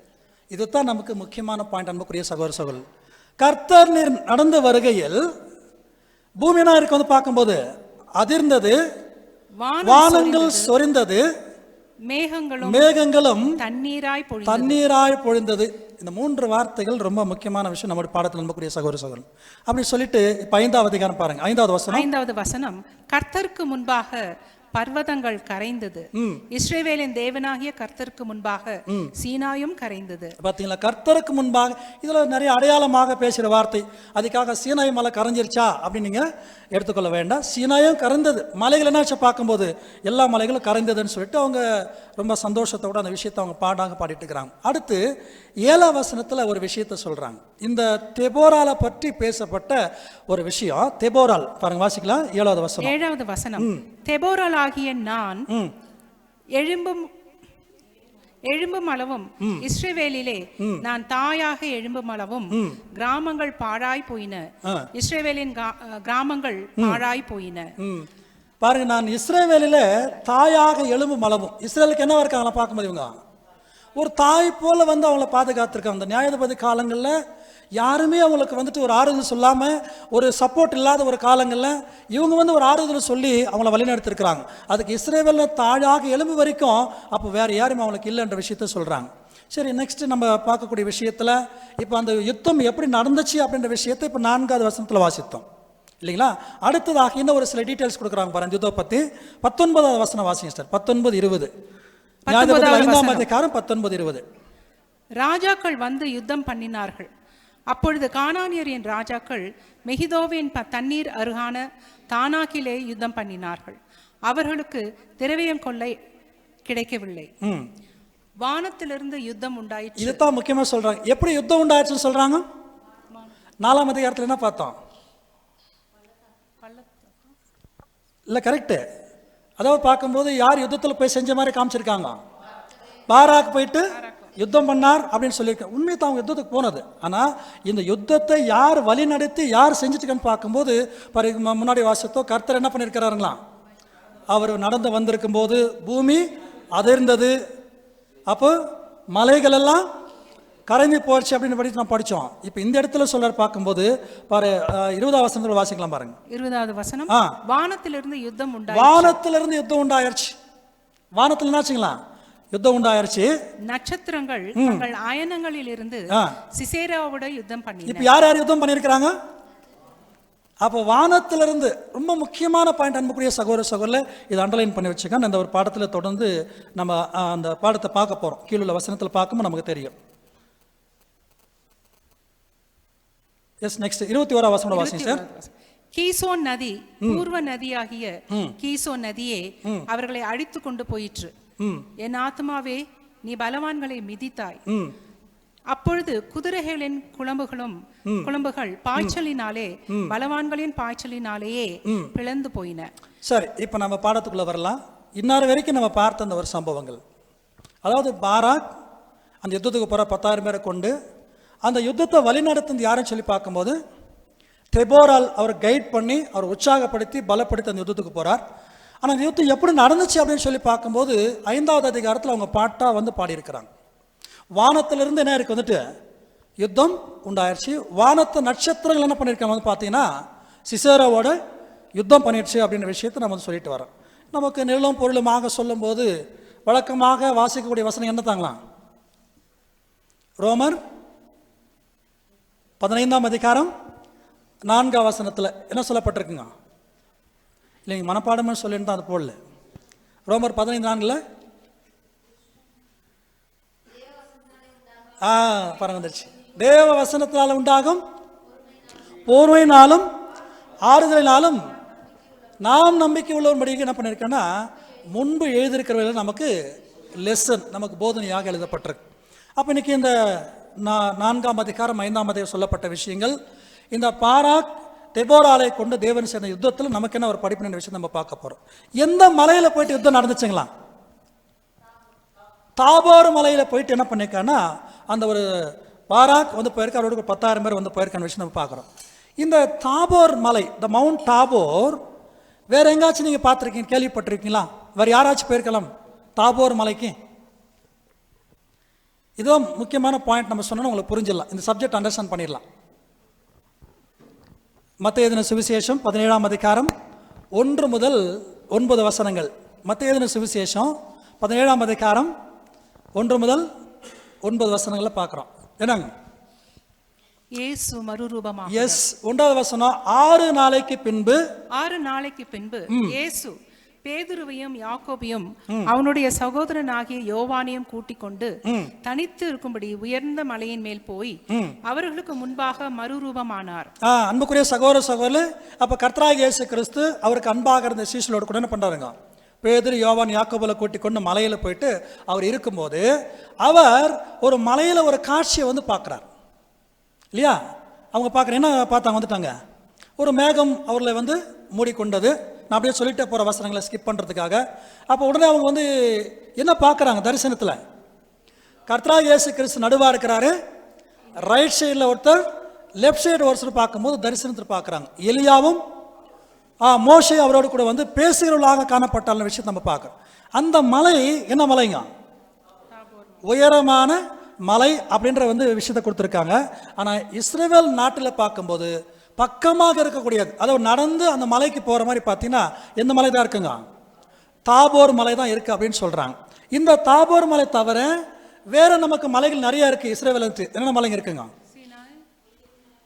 சீனாய் மலை ரொம்ப தூரத்தில் போகணும். அதுக்கடுத்து யோர்தான் நதி எங்கே ஸ்டார்ட் ஆகுதுங்க? எர்மோன் மலை. அப்போ எர்மோன் மலை இன்னும் தூரமாக போகணுமா இருக்குது. அப்போ கண்டிப்பாக அங்கே போகிறதுக்கு வாய்ப்பு ரொம்ப கம்மி. மோரியா மலை, இன்னும் நிறைய மலைகள் இருக்குது. ஆனால் இந்த மலையில் விசேஷமாக அவங்க போகிற காரணம் என்னன்னு சொல்லி பார்த்தீங்கன்னா, அன்புக்குரிய சகோதரர், நமக்கு மிகப்பெரிய ஒரு படிப்பு நாங்கள் இருக்கிறத பார்க்குறோம். சரி, 6 நாளைக்கு பின்பு கர்த்தராகிய இயேசு கிறிஸ்து அந்த மலைக்கு போனார் அப்படின்னு சொன்னால் இது எதை அடையாளப்படுத்துது? நிஜத்தில் நம்ம பார்க்கும்போது 6000 வருஷம் முடிஞ்சு 7வது 1000 வருஷம் வந்து ஸ்டார்ட். எப்போ வருஷம் சொல்லலாமா? 1874. அப்படின்னா 1874க்கு பிறகு நடக்கக்கூடிய விஷயத்தை அவங்க என்ன பண்ணியிருக்காங்க? இங்கே அவங்க ஆல்ரெடி பார்த்துட்டு அன்புக்குரிய சகோதர சகோதரி, அந்த சம்பவத்தை வைத்து தான் இங்கே சொல்ற மவுண்ட் தாபோர்ல அங்கே போயிருக்கிறார். அப்படி போயிருக்கும் போது கர்த்தராகிய இயேசு கிறிஸ்து இருக்கிறாரு, அவரோடு கூட யாரும் இருக்காங்களா? எலியாவும் மோசே வந்து குறிக்கிறது. அப்போ இதை எப்படி நம்ம சொல்லலாம்? வெளிப்படுத்தல் 21ஆம் அதிகாரத்தை சொல்ற மாதிரி, நான் புதிய வானத்தையும் புதிய பூமியை நான் கண்டேன்னு சொல்றார். அப்போ புதிய வானம் எதை குறிக்குது? ஆண்டவராகிய இயேசு கிறிஸ்து. அப்போ சபை, வானம், கண்ணுக்கு தெரியாமல் இருக்கக்கூடிய ஆட்சி அவங்க செய்துட்டு இருக்கிறாங்க. ஸோ பூமி அப்படின்னு சொல்லும் போது புதிய பூமின்னு சொன்ன யார் சொல்லலாம்? முற்பிதாக்கள், இஸ்ரவேல் ஜனங்கள். அப்போ இந்த பூமி புதியதான ஒரு அரசாங்கம் இந்த பூமியில் ஸ்டார்ட் பண்ண. இப்போ இவங்களுக்கும் நடக்கக்கூடிய விஷயத்தை தான் அவங்க தரிசனமாக அங்கே பார்த்துருக்க அன்புக்குரிய சகோதர சகோதரி. இப்படி பார்க்கும்போது சில வசனங்களை மட்டும் நான் ஸ்கிப் பண்ணிட்டே போகிறேன், நான் அப்படியே சொல்லிட்டு போகிறேன். இதே சம்பவங்கள் மார்க் 9ஆம் அதிகாரம் 2ஆம் வசனத்தில் சொல்ல பண்ணியிருக்கேன், அதை நான் வாசிக்கலாம். மார்க் 9:2. இது கூட சேம் அதே ஆண்டவராகிய இயேசு கிறிஸ்து அந்த ஒரு தாபோர் மலைக்கு போகும்போது என்ன நடந்த விஷயத்தை அங்கே போட்டிருக்காங்க. மார்க் 9:2. மார்க் 9வது அதிகாரம் 2வது வசனம். 6 நாளைக்கு பின்பு இயேசு பேதுருவையும் யாக்கோபையும் யோவானையும் அழைத்து உயர்ந்த மலையின் மேல் அவர்களை தனியே கூட்டிக் கொண்டு போய் அப்போ அவர்களுக்கு சீஷர்கள் வந்து அவரோடு கூட போயிருக்க விஷயத்துக்காக இது ஒரு எவிடன்ஸை கொடுத்துருக்கு. நெக்ஸ்ட் இன்னொரு வசனம் நோட் பண்ணிக்காங்க. லூக்கா 9:28 படிக்க வேண்டாம். இதே சம்பவத்தை அங்கேயும் சொல்றாரு. அடுத்து பேதுரு வந்து சொல்லும்போது பாருங்க, அவர் சொல்றார், அவரோடு கூட நாங்கள் மறுரூப மலையில இருக்கையில் அப்படின்னு சொல்றார். 2 பேதுரு 1:16 முதல் 18 வசனங்கள். 2 பேதுரு 1:16 முதல் 18 வசனத்தை மட்டும் வாசிங்க சிஸ்டர். ஓகே. அவரோடே கூட நாங்கள் பரிசுத்த பர்வதத்தில் இருக்கையில், இவங்க சொல்ல எப்படி சொல்லியிருக்காங்க? அவரோடு கூட நாங்க பரிசுத்த பர்வதத்தில் இருக்கையில் வானத்திலிருந்து பிறந்த அந்த சத்தத்தை கேட்டோம். பார்த்தீங்களா, வானத்திலிருந்து நாங்கள் பிறந்த ஒரு சத்தத்தை கேட்டோம் அப்படின்னு சொல்றாங்க. அன்புக்குரிய சகோதரர் சொல்லி இப்போ நீங்கள் அந்த இமேஜஸ் எல்லாம் வேணால் நீங்கள் பார்க்கலாம். அந்த மவுண்ட் டாபோர் மலை இன்னைக்கு எப்படி இருக்கு அப்படின்ற விஷயத்த நீங்கள் அதில் பார்க்கலாம். இமேஜில் தெரியுதுங்களா? எவ்வளோ ஹைட் இருக்குங்களா? எவ்வளோ ஃபீட் ஹைட்டு? 1886 அடி உயரமாக அது இருக்குது அப்படின்னு சொல்கிறார். எவரெஸ்ட் மவுண்ட் எவ்வளோ உயரத்தில் இருக்குங்களா?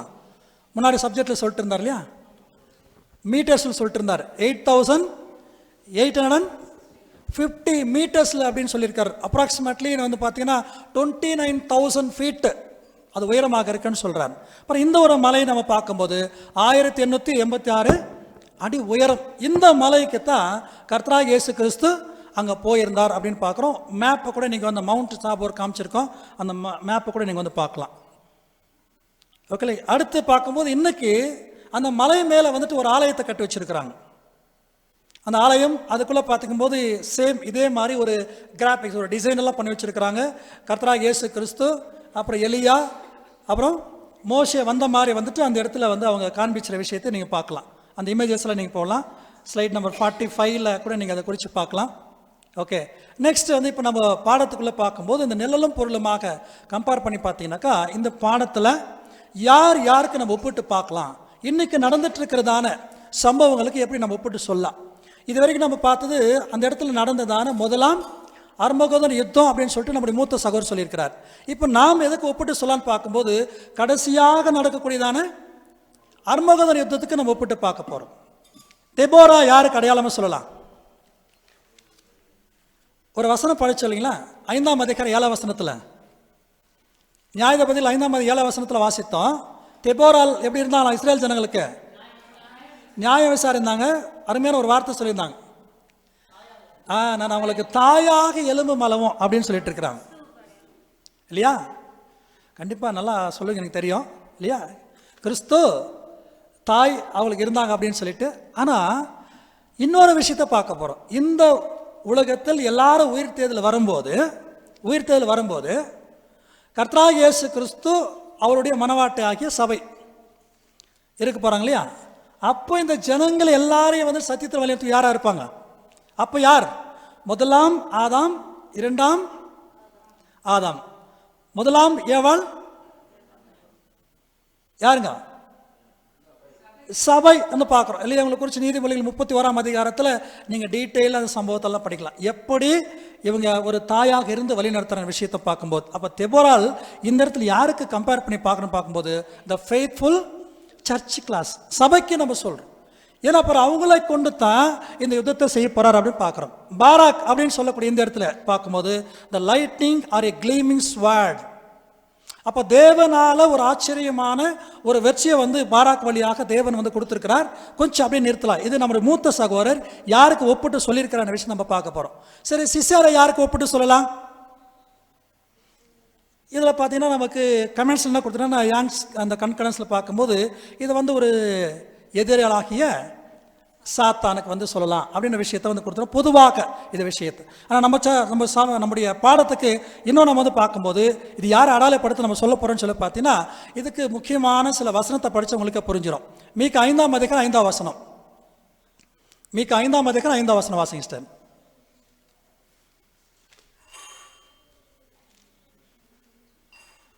மீகா 5:5.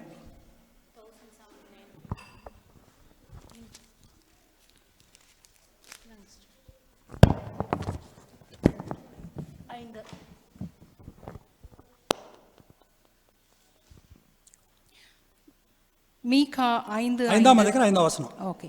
இவரே சமாதான காரணர்.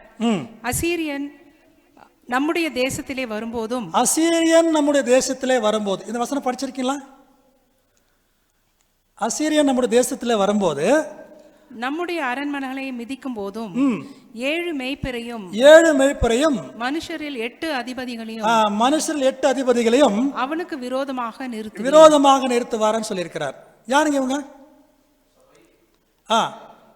சபை முற்பிதாக்கள் அப்படின்னு சொல்லி பார்க்கணும். அப்போ கண்டிப்பா இந்த ஒரு 3ஆம் உலக போர் யுத்தத்தில் தேவ ராஜ்யத்தில் பார்க்கும்போது அதை சொல்லார். அப்போ சபை 7 மெய்ப்பர்கள் அப்படின்னு பார்க்குற 7 காலகட்ட சபையில் இருந்தவர்கள், மகிமை அடைந்த சபை. அடுத்து 8 இப்போ அதிபதியில் யாரை குறிக்குதுங்க இந்த இடத்துல? முற்பிதாக்கள் உயிர்த்ததில் வந்து அவங்களை கொண்டு எவ்விதமாக ஒரு வெற்றி கொடுக்க போறான்னு சொல்றார். இப்போ நாம் அன்பு சகோதரர் இப்போ கம்பேர் பண்ணும்போது பிற ஜான் மேக்சன் அவர் நோட்ஸில் சொல்லும் போது இது யாருக்கு ஒப்பிட்டு சொல்லலான்னு பார்த்தீங்கன்னா, இப்போ வரக்கூடியதான அர்மகடோன் யுத்தத்தில் இப்போதான் கம்பேர் பண்ணுவோம். அர்மகடோன் யுத்தத்தில் 3ஆம் உலக போரில் நேற்றுக்கு நீங்கள் பார்த்த அந்த பாடத்தில் ஞாபகத்தில் வச்சுக்காங்க. இப்போ இஸ்ரேல் ஜனங்களுக்கு யாரெல்லாம் விரோதமாக வராங்க? நீங்கள் சகரியா 14ஆம் அதிகாரத்தில் வாசிக்க இல்லையா? சகல ஜனங்களையும் என்ன பண்ணுவார்? அப்போ எல்லாரையும் அவங்களுக்கு விரோதமாக கூட்டி வரும்போது இதுக்கு பிரதானமாக இருந்து யாரை கொண்டு வரப்போர்? கோகு, மாகோக தேசத்தான என்ன பண்ணுவாங்க பார்க்கும்போது அந்த கோகு வந்து அவங்களுக்கு விரோதமாக வரக்கூடிய விஷயத்தை பார்க்குறோம். அவங்க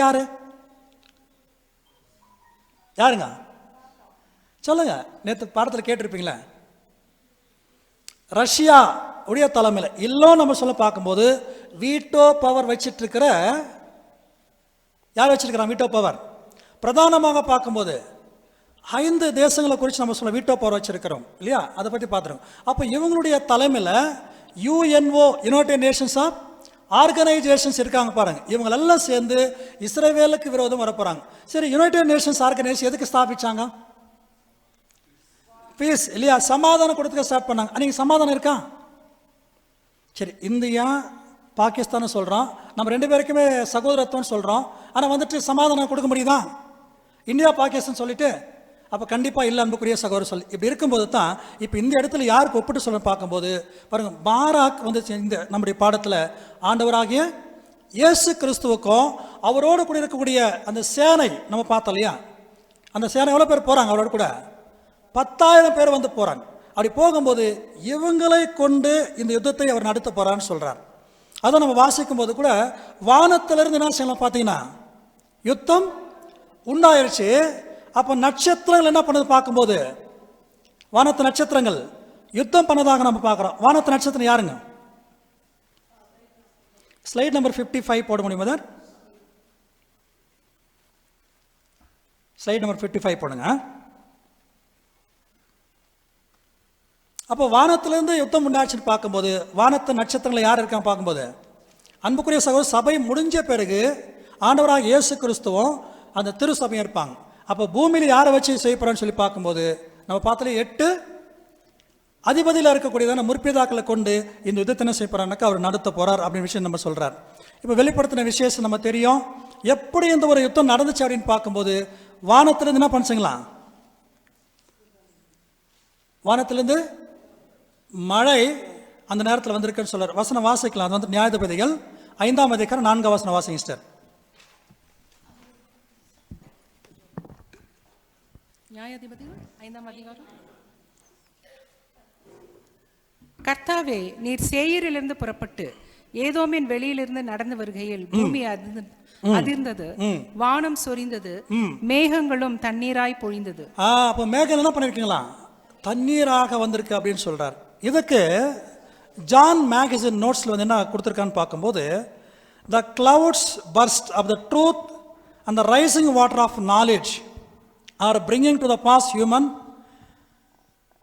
கேட்டஸ்ட்ரோப் which the Lord will overrule for the blessing of the world அப்படின்னு சொல்லியிருக்கிறாங்க.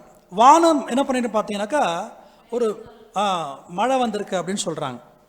எப்படித்தான் இந்த வெற்றியாக நடந்திருக்குன்னு பார்த்தீங்கன்னாக்கா சிசேராவுடைய 900 இரும்பு ரதங்களை வரும்போது மிகப்பெரியதான ஒரு மழை அந்த இடத்துல வந்து அந்த ரதங்கள் என்ன ஆயிடுச்சுன்னு பார்த்தீங்கன்னாக்கா அப்படியே தண்ணியில் சேர்த்துல வந்து சிக்கிருச்சுங்களாம், அங்கேருந்து போகாதபடிக்கு. அதனால என்ன பண்ணுற சிசரை கடைசியில் என்ன ஆகிட்டான்னு பார்க்கும்போது அவர் இறங்கி கால்நடை என்ன பண்ணுறாருங்க, ஓடி போகிறார் அப்படின்னு சொல்கிறார். இது எதுக்கு அடையாளப்படுத்தி இந்த பேசியிருக்கிறான்னு பார்த்தீங்கன்னா, ஆண்டவர் நடத்தக்கூடியதான இந்த அர்மகதன் யுத்தத்தில் இன்றைக்கி இவங்க வைத்திருக்கக்கூடியதான நிறைய டெக்னாலஜி வச்சுருக்கிறாங்க. ஒரு காலகட்டத்தில் அப்போ எல்லாரும் வச்சுருக்கிற இந்த டெக்னாலஜி என்ன ஆகும்னு சொல்லி பார்த்தீங்கன்னாக்கா கண்டிப்பாக செயல் எழுந்து போகும் அப்படின்ற விஷயத்தை இந்த இடத்துல சொல்கிறார். யாரும் ஒன்றுமே செய்ய முடியாது. அப்புறம் இதுக்கு எல்லாருக்கும் பின்னால் யார் பேக்ரவுண்டில் வேலை செய்யணும்னு பார்த்தீங்கன்னாக்கா சாத்தான் தான். இந்த உலகத்தை தன்னுடைய கட்டுக்கோப்புகளை வச்சுக்கணும் அப்படின்ட்டு நிறைய பிரயாசம் எடுத்துகிட்டு இருக்கிறான். ஆனால் நமக்கே தெரியும் எனக்கு கண்ணுக்கு முன்னாடி நடந்திருக்க ஒவ்வொரு சம்பவம். இன்றைக்கி பாருங்கள், கலிஃபோர்னியா என்ன ஆகிட்டு இருக்கு பார்த்தீங்கன்னாக்கா ஃபுல் ஃபயர் இல்லையா, வைல்டு ஃபயர் வந்துட்டு நம்ம பார்க்குறோம். இதில் எதுக்கு இட்ஸ் லீட்ஸ் டு எங்கே கொண்டு போகும் பார்க்கும்போது உலகத்தினுடைய எக்கானமி என்னாகும் டோட்டலாக. அமெரிக்கா இனிமேல் எழுந்துக்காத கடிகை என்ன பண்ணுறாங்க, உலகத்திலே உயர்வான நாடுன்னு பேசிட்டு இருக்கிறோம். கண்டிப்பாக இது போகும். இதெல்லாம் எப்படி நடந்துட்டுக்குன்னு சொல்லி பார்த்தீங்கன்னாக்கா வெளிப்படுத்தின விசேஷம் 18ஆம் அதிகாரம் 1ஆம் வசனத்தை வாசிக்கலாங்க. எல்லாருக்கும் தெரிஞ்ச வசனத்தான். இவைகளுக்கு பின்பு வேறொரு தூதன் மிகுந்த அதிகாரமுடையவனாய் வானத்திலிருந்து இறங்கி வர கண்டேன். அவருடைய மகிமையினால பூமி என்னாச்சுங்களா, பிரகாசம் ஆயிடுச்சு அப்படின்னு சொல்றார். இது எதை குறிக்குது? கர்த்தராகிய இயேசு கிறிஸ்து 2ஆம் பிரசன்னத்தில் வந்திருக்கும் போது என்ன அந்த வெளிச்சம் என்ன ஆகுது பார்த்தீங்கன்னா, இல்லை தானியேல் 12ஆம் அதிகாரம் 1ஆம் வசனம் வாசிக்கிறோம் இல்லையா, என்ன பிரகாசம் அது? சத்தியம். அது சொல்லு, வானத்திலிருந்து மழை பெய்ந்துச்சு அப்படின்னு பார்க்கும்போது மழை எதுக்கு அடையாளமாக நம்ம பேசுகிறோம் இல்லைங்களா? இன்னொரு வசனம் யோபு 38ஆவது அதிகாரம் 22ஆம் வசனம், யோபு 38:22.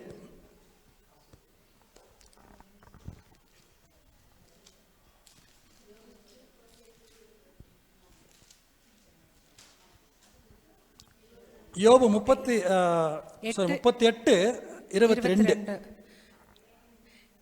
நீ அதை அறியும்படி அப்போது பிறந்திருந்தாயோ? மழையான இல்ல, உறைந்த மழையின் பண்டசாலைகளுக்குள் நீ பிரவேசித்தாயோ? கல் மழையில் இருக்கிற பண்டசாலைகளை பார்த்தாயோ? ஆபத்து வருங்காலத்திலும் கலகமும் யுத்தமும் வரும் காலத்திலும் பிரயோகிக்கும்படி நான் அவைகளை வைத்து வைத்தேன். அப்ப இந்த ஒரு கல்மழை எதுக்கு தான் வச்சிருந்தாருங்களா? ஆபத்து காலத்துல அதை பிரயோகிக்க முடியா. என்ன ஒரு ஆபத்து காலம்? இப்ப நம்ம வாழ்ந்துட்டு இருக்கிற காலம் எப்பேற்பட்ட காலங்களா? அதே சொல்ல மிகுந்த ஆபத்து அந்த வரக்கூடிய காலத்துல உபத்திரவத்துக்காக அப்ப அந்த கல்மையை வச்சிருக்கேன்னு சொல்றாரு. இது எப்படித்தான் நடக்கும் அப்படின்னு சொல்லு பார்க்கும்போது இந்த பூமியில மிக பெரியதான என்ன சொல்ல எக்ஸ்ப்ளோரேஷன் பார்க்கும்போது இந்த சத்தியத்தினுடைய வெளிச்சம் பிரகாசம் பாரு, அந்த தூதனுடைய வெளிச்சம் இந்த பூமியில் என்ன ஆயிட்டுன்னு பார்க்கும்போது பிரகாசம் ஆயிட்டு அப்படின்னு சொல்றாரு. இன்னும் சொல்ல பார்த்தீங்கன்னா பாருங்க, உபாகமும் 32ஆம் அதிகாரம் 2ஆம் வசனம்.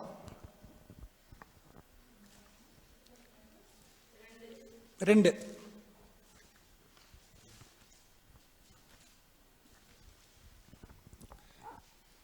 மழையானது இளம் பயிரின் மேல் பொழிவது போல என் உபதேசம் பொழியும். அப்போ உபதேசம் என்னாகும், பொழியும் அப்படின்னு சொல்றார். இன்னைக்கு உலகத்தில் சத்தியமாயிட்டு பார்க்கும்போது அதாவது பரிசுத்தவான்களுடைய மத்தியில் வெளிச்சம் இன்னைக்கு எக்கச்சக்கமான சத்தியம் இருக்குது. அதே போல் உலகத்தில் பார்க்கும்போது கூட இந்த வெளிச்சம் எப்படி காமிச்சுன்னு பார்த்தீங்கன்னாக்கா இன்னைக்கு டெக்னாலஜி வழியாக இந்த உலகம் எதை நம்பிட்டு இருக்கிறாங்க? டெக்னாலஜி. என்ன டெக்னாலஜி புதுசாக வந்திருக்குங்க? ஏஐ, அடுத்து ஏஜிஐ இல்லைங்களா, ஜென்ரல் ஆர்டிஃபிஷியல் இன்டெலிஜென்ட் இன்னைக்கெல்லாம். அதை விட இன்னும் நெக்ஸ்ட் பார்க்கும்போது அப்போ இதெல்லாம் எங்கே கொண்டு போக மனுஷனை பார்க்கும்போது இந்த இதெல்லாம் ஒரு தீமைக்கு தான் கொண்டு போகன்னு சொல்கிறான். ஒரு அழிவை நோக்கி போயிட்டு இருக்கு இந்த உலகம் அப்படின்னு சொல்கிறான். அப்போ கண்டிப்பாக இப்படியெல்லாம் இத்தனை டெக்னாலஜி வச்சுருந்தாலும் எவ்வளோ டெக்னாலஜி வச்சுருந்தா கூட பார்க்கும்போது ஒரே ஒரு விஷயம் நம்ம சொல்லும்போது நாளைக்கு என்ன நடக்கும்னு அவங்களால சொல்ல முடியுமானா கண்டிப்பாக ஏன் தேவர் என்ன செய்வார் பார்க்கும்போது, உதாரணத்துக்கு நாளைக்கு மழை வருமா அப்படின்னு சொன்னால் நாம் என்ன சொல்லுவோம், வரும் வராமல் போயிடலாம் பார்க்கும்போது. ஆண்டவர் நினச்சா அப்போ கண்டிப்பாக செய்வார் பார்க்கும்போது. ஆனால் என்னென்னா ஃப்யூச்சர் பற்றி கண்டிப்பாக நமக்கு என்ன நடக்கும்னு விஷயமா நமக்கு தெரியாது. ஆனால் ஆண்டவர் என்ன செய்ய பார்க்கும்போது அது மாற்றி செய்யக்கூடிய இருப்பார். இன்றைக்கி நமக்கு என்னென்னு பார்த்தீங்கன்னா அநேக சக்திகளை தேவன் கொடுத்து கொண்டே இருக்கிறார். பாருங்க, மத்தேயு சுவிசேஷம் 24ஆம் அதிகாரம் 14ஆம் வசனம்.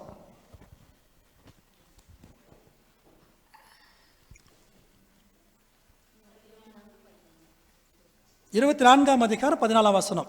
ராஜ்யத்தினுடைய இந்த சுவிசேஷம் பூலோகம் எங்குமுள்ள சகல ஜாதிகளுக்கும் சாட்சியாய் பிரசங்கிக்கப்படும், அப்போது முடிவு வரும் சொல்றார். இப்போ இன்னைக்கு இந்த ஒரு ராஜ்யத்தினுடைய சுவிசேஷம் உலகம் எங்கு பிரசங்கிக்கப்படுதா இல்லையா?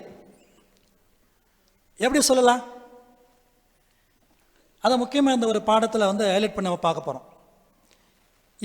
இந்த ஒரு சப்ஜெக்டை உலகத்தில் இப்போ எங்கே இருந்தாலும் பார்க்கலாமா இல்லையா? பார்த்தீங்களா? அதான் சொல்லுங்கள். டெக்னாலஜி இன்னைக்கு வந்துருச்சா இல்லைங்களா?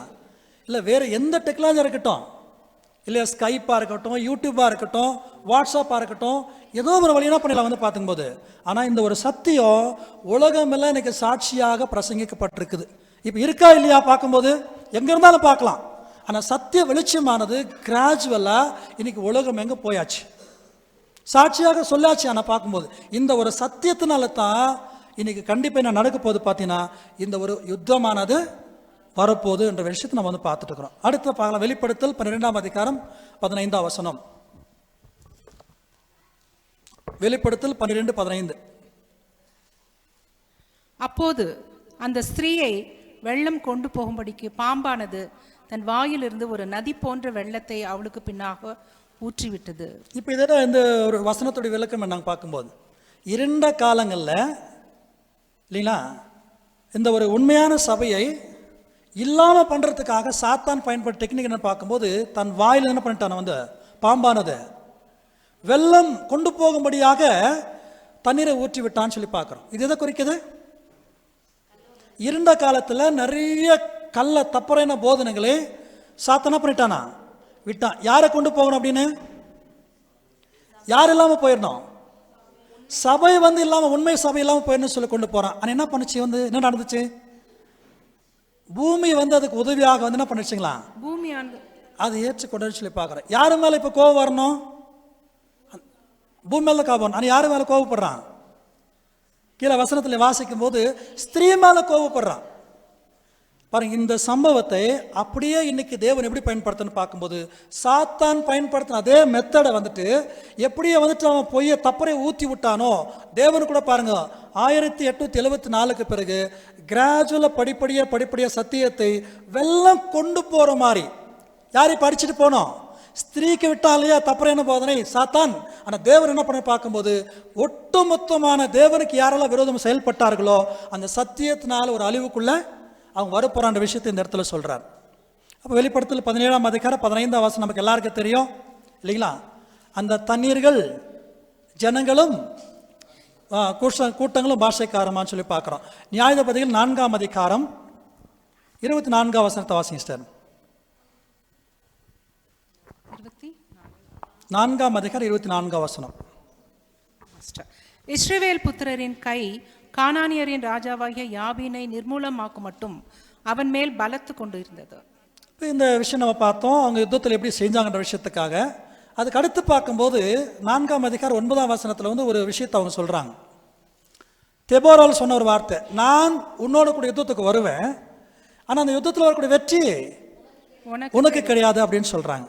ஆனால் அந்த வெற்றி யாருக்கு போயிடுச்சுன்னு பார்க்குறோம்? யாகேலுக்கு போயிடுச்சு அந்த விஷயம். இந்த இடத்துல நமக்கு ஒரு சின்ன கேரக்டர் ஸ்டடி மாதிரி நம்ம கொடுக்குறாரு, கேரக்டர் பாடம். என்ன இதில் நம்ம கற்றுக்கலாம் அப்படின்னு பார்க்கும்போது, இப்போ அந்த ஒரு யாகேல் எவ்விதமாக அந்த சிசேராவை கொண்டுட்டான்னு சொல்லி பார்த்தீங்கன்னா, கூடார ஆணை கூட என்ன பண்ணியிருக்காங்களாம், அதை அடிக்கிறாங்க. இது எதுக்கு ஒப்பிட்டு நம்ம சொல்லலான்றதை கொஞ்சம் நீங்கள் கவனிக்கணும். எந்த சம்பவத்தை ஒப்பிட்டு சொல்லலாம் பார்க்கும்போது பாருங்கள், 1000 ஆண்டு அரசாட்சியில் எல்லாருக்குமாக, அதாவது சத்தியம் கொடுக்கப்பட்டக்கூடிய காலத்தில் எல்லா ஜனங்களும் சத்தியத்தை ஏற்றுக்குவாங்க. ஆனால் அவங்களுக்குள்ள பார்க்க மறுபடியுமாக்க ஒரு சோதிக்கக்கூடிய ஒரு காலம் வரும், அவங்களுக்கு ஒரு பரீட்சை இருக்கும். நேற்று கூட பார்த்தோம், எவ்வளோ டைம் கொடுக்கப்படுதுங்களா சத்தியத்தை அவங்க கேட்டு அவங்க நடந்து வர்றதுக்காக, மன திரும்புறதுக்கு 100 வருஷம் கொடுக்குதுன்னு சத்தியத்தை நம்ம படிச்சிருக்கிறோம். இப்படியா இருக்கிற நேரத்தில் கூட அவங்க எப்படி மேற்கொள்ளன்னு பார்த்தீங்கன்னாக்கா பாருங்கள், இந்த ஒரு யாகேல் பார்க்கும்போது ஒரு ஸ்திரீ, அவங்க ஏதாச்சும் இல்லை யூதர்கள்னு சொல்லப்பட்டிருக்கான், இல்லை கிறிஸ்தவன் சொல்லப்பட்டிருக்கான்னு பார்க்கும்போது இல்லை, அவங்க ஒரு புறஜாதி ஒரு ஸ்திரீ. உண்மையில பார்க்கும்போது இன்னைக்கு அரபு நாடுகளில் ஒரு ஸ்திரீ தனியாக கூடாரத்தில் இருக்கும்போது யாராச்சும் புருஷன் வித்தவுட் பர்மிஷன் உள்ளே போனால் என்ன ஒரு கட்டளை இருக்குது அப்படின்னு சொல்லி பார்த்தீங்கன்னா, அவங்கள கொலை செய்யப்பட வேண்டும், கொலைப்பட வேண்டும் அப்படின்னு சொல்லிட்டு நமக்கு நிறைய நம்முடைய மூத்த சகோதரர் ஒரு கமெண்ட்ஸில் கொடுத்துருக்கிற பார்க்கும்போது இந்த மாதிரி அவங்க கொலை செய்யப்பட வேண்டும்ன்றது அவங்களுடைய கட்டளையாக இருக்குது அப்படின்னு விஷயத்தை. ஸோ அப்படின்னா இவர் என்ன பண்ணிட்டாரு, போயிட்டு அவரை கூடாரத்துக்குள்ளே போயிட்டு. இப்போ அவங்க செய்தது சரியா தவறா? அவங்க சரியாக விஷயம் செய்திருக்கிறாங்க. இதே போல் ஒரு விஷயத்தை எப்படி கம்பேர் பண்ண சொல்ல, 1000 ஆண்டு அரசாட்சியில் எல்லாரும் சத்தியத்தை ஏற்றுக்கொள்ளும் போது இந்த சிஷ்யரை யாருக்கு அடையாளமாக இருக்கான்னு பார்த்தீங்கன்னாக்கா சாத்தானுக்கு அடையாளமாக இருக்கு. எல்லா ஜனங்களும் என்ன செய்ய போகிறோம் பார்க்கும்போது சத்தியத்தை கேட்டுக்கொண்டு எப்படி அவங்க ஒரு ஆணையை எடுத்துகிட்டு போயிட்டு நெத்தியால் அடித்து கொண்டுட்டாங்களோ அதே போல் அந்த 1000 ஆண்டு அரசாட்சியில் ஜனங்கள் எல்லாரும் பார்க்கும்போது இன்றைக்கி நம்ம படிக்கிறோம், சாத்தானை சீக்கிரமாக உங்கள் கால்களுக்கு என்ன பண்ணுவார், மிதிச்சு போடுவார் என்ற மாதிரி பார்க்கும்போது இன்றைக்கி நாம் எப்படி மிதிச்சு போடுறோம் சாத்தானை? நம்மளால் மிதிக்க முடியுமா சாத்தானை? நம்ம அவ்வளோ வல்லமை படைத்தவர்களா? எப்படி உங்கள் கால்கள் கீழே மிதிச்சு போடுவார்? உன் வித்துக்கும் ஸ்திரீன் வித்துக்கும் நம்ம படிச்சிருக்கோம் இல்லையா? எப்படி நம்ம மிதிக்கிறோம்? நம்மளால மிதிக்க முடியுமா? பார்த்தீங்களா, நாம் சபை அப்படின்னு சொன்னால் தலையார் தாங்க.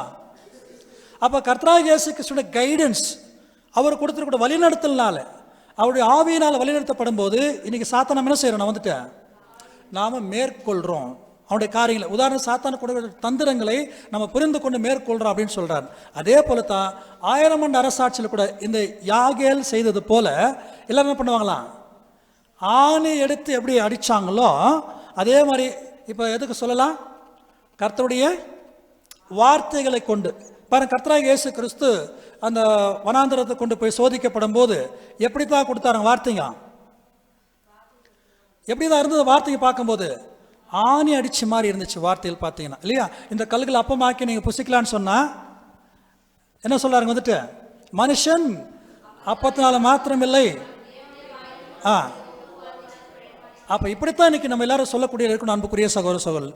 நெக்ஸ்ட் நம்ம நெக்ஸ்ட் பகுதிக்குள்ளே போகலாம். இப்போ நம்ம ஸ்லைட் நம்பர் 69 போடுங்க, 69ல் ஒரு சின்ன சம்பவத்தை பாருங்கள். இந்த இடத்துல எபிரேயர் 11ஆம் அதிகாரம் 32ஆம் வசனம், விசுவாச அந்த வீரர்கள் பட்டியலில் பார்க்கும்போது தெபோராளுடைய பெயர் அங்கே இருக்கான்னு சொல்லி பாருங்க.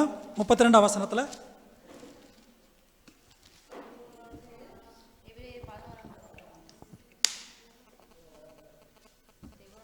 11ஆம் அதிகாரம் 32ஆம் வசனம்.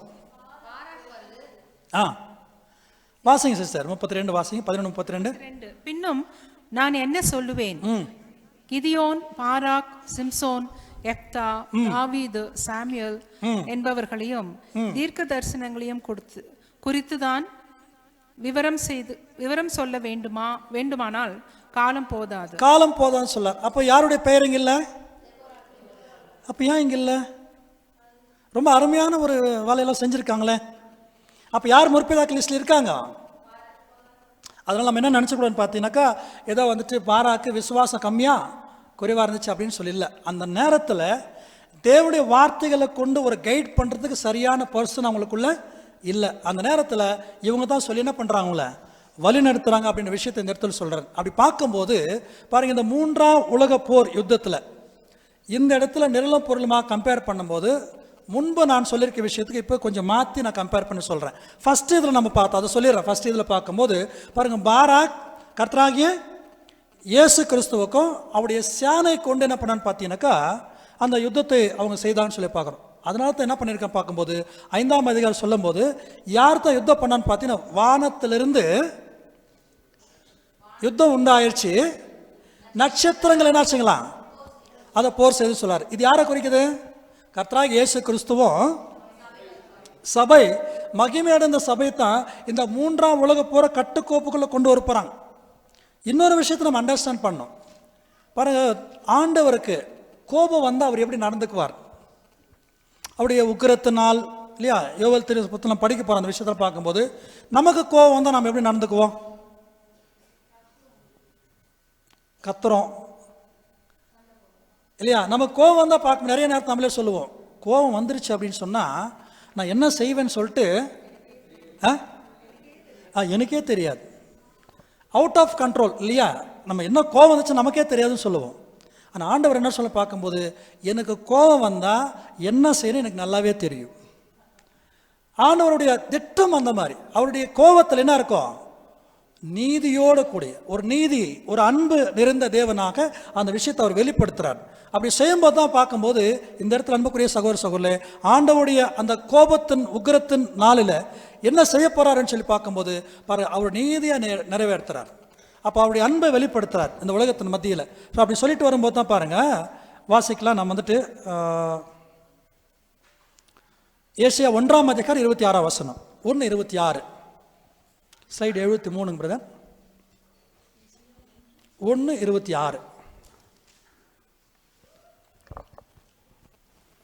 உன் நியாயாதிபதிகளை முன்னிருந்தது போலவும் உன் ஆலோசனைக்காரரை ஆதியில் இருந்தது போலவும் திரும்ப கட்டளையிடுவேன்.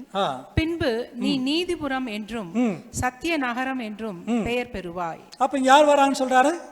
யாரை குறித்து பேசிட்டு இந்த இடத்துல? நியாயாதிபதி, முற்பிதாக்கள். மறுபடியும் அவங்க என்ன பண்ண போறோம், ரிஸ்டோர் பண்ணி கொண்டு வரும்போது அந்த காரியங்களை நம்ம வந்து பார்த்துட்டு இருக்கிறோம். இப்போ இந்த இடத்துல நம்ம நெல்லும் பொருளை கம்பேர் பண்ணும்போது கொஞ்சம் இது தனி நோட் பண்ணிக்கலாம். ஏன்னா அந்த சூழ்நிலைக்கு ஏற்ற மாதிரி நம்ம அந்த நிழலும் பொருளை கம்பேர் பண்ணி இந்த இடத்துல நம்ம சொல்கிறோம். இந்த இடத்துல அன்புக்குரிய சகோதர சகோதரர்களே, பிறகு கர்த்தராகிய இயேசு கிறிஸ்து மனவாட்டியாக சபை மகிமை அடைஞ்சிருக்கும் போது பாரு எப்படி வந்து தெபோரால் வந்துட்டு யார் கைட் பண்ணுறாங்க? பாராக்கை எப்படி கைட் பண்ணி அந்த யுத்தத்தை வந்துட்டு ஒரு முடிவுக்குள்ளே கொண்டு வந்தாங்களோ, இஸ்ரவேல் ஜனங்களுக்கு வெற்றியை கொடுத்தாங்களோ, அதே போல் இந்த இடத்துல பாராக், அதுக்கு தான் நம்ம வாசித்தோம் எபிரேயர் 11:32 முற்பிதாக்கள் பட்டியல் யார் வராங்க? பாராக் வரார். அப்போ பாராக் இந்த இடத்துல யாருக்கு ஒப்பிட்டு சொல்லலாம்னு பார்க்கும்போது முற்பிதாக்களுக்கு ஒப்பிட்டு சொல்லலாம். அப்போ முற்பிதாக்கள் இந்த பூமியில் உயிர்த்ததில் வரும்போது எப்படி அந்த யுத்தத்தை வந்து கண்ட்ரோல் பண்ணி கொண்டு வருவாங்க அப்படின்னு பார்த்தீங்கன்னா, ஒரு ஹோலி ரெமனன்ட் கிளாஸ், மீதியாக இருக்கக்கூடிய இஸ்ரேலில் வந்துட்டு மீதியாக இருக்கக்கூடிய பரிசுத்தமான இஸ்ரேல் ஜனங்கள், அவங்களை கொண்டு இப்போ அவங்களை கைட் பண்ணுவாங்க. எப்படிலாம் கைட் பண்ணுவாங்க? அப்புறம் உதாரணத்துக்கு பழைய ஏற்பாட்டில் யுத்தத்தில் வல்லவர்களாக இருந்தவங்க யாரெல்லாம் சொல்லலாம். சிம்சோன், பியூட்டிஃபுல் இல்லையா? இப்போ அவர் எப்படி யுத்தம் பண்ணார்ன்ற விஷயத்த முற்பிதாவாக உயிர்த்தது வரும்போது என்ன பண்ணுவாருங்க? கண்டிப்பாக சொல்லுவார். அதே போல் இப்போ நம்ம பார்த்துட்டு இருக்கிறதா நம்ம பாராக், அவர் என்ன பண்ணுவாருங்க? ஆண்டவர் எப்படி அங்கே யுத்தத்தை செய்தார் அப்படின்ற விஷயத்த கண்டிப்பாக அவங்க என்ன பண்ணுவாங்க? பலத்தை வந்து கொடுப்பாங்க. இந்த விஷயத்தெல்லாம் வந்துட்டு இப்போ யார் கைட் பண்ணுறான்னு சொல்லி பார்க்கும்போது பாராக்கு கைடன்ஸ் கொடுத்தது யாரு? எங்கே போயிடு 10,000 பேரை கூட்டிட்டு தாபோர் மலைக்கு போயிடு அப்படின்னு சொல்கிறாங்க. இப்போ அதே போல தான் கர்த்தராகிய இயேசு கிறிஸ்து 2ஆம் வரையில் வந்திருத்ததுல முழுமையான அந்த ஒரு வழிநடத்தல் இந்த யுத்தத்துக்கு யார் கொடுக்க போறான்னு சொல்லி பார்க்கும்போது இந்த இடத்துல அந்த நட்சத்திரங்கள் எப்படி வழி நடத்தினதோ அதே போல மனவாட்டியாகிய சபை முற்பிதாக்களுக்கு கைடன்ஸ் கொடுத்து அந்த ஹோலி ரெமனன்ட் கிளாஸ் மீந்து இருக்கிறவங்களை வழி நடத்தி இந்த ஒரு யுத்தத்தை என்ன பண்ணுவாருங்களா? கண்ட்ரோலுக்குள்ள கொண்டு வர. அந்த நேரத்தில் இஸ்ரவேல் ஜனங்களை வைத்திருக்கக்கூடிய எந்த ஒரு டெக்னாலஜி கண்டிப்பாக என்ன பண்ண முடியாது, அவங்களால சப்போர்ட் பண்ணவே முடியாது. எல்லாமே செயலிழந்து போகும். அந்த மாதிரி ஒரு காலகட்டத்தில் தான் இப்போ தேவன் எப்படி வெற்றி கொடுக்குறான்னு பார்த்தீங்கன்னா, இங்கே எப்படி ஒரு யுத்தத்தை நடத்தினாரோ பாருங்க. அவங்க வச்சுட்டு இருந்த எல்லா டெக்னாலஜி என்ன ஆச்சுங்களா? சிசேரா அவங்க படையனாய் போச்சு, எல்லாம் ஃபெயிலர். அப்போ நிச்சயமாக இது மாதிரி நடக்கும் அப்படின்ற விஷயத்த வந்துட்டு அவர் சொல்லார். இப்போ அந்த அர்மகடோன்குள்ளே நம்ம வரும்போது எப்படி நடக்கும்ன்ற விஷயத்த வரலாங்க. அப்புறம் அந்த ஒரு இமேஜ் போட முடியும். 76 ஸ்லைட் 76 போட்டிங்களா? எஸ். நெக்ஸ்ட்டு நம்ம போயில வாசிங்க. இப்போ நியாயாதிபதிகள் 5ஆம் அதிகாரம் 19-20 வசனம். நியாயாதிபதிகள் 5ஆம் அதிகாரம் 19-20 வசனம்.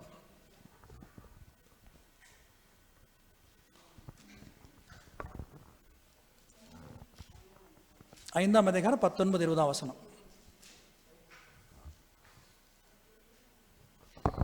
ராஜாக்கள் வந்து யுத்தம் பண்ணினார்கள்.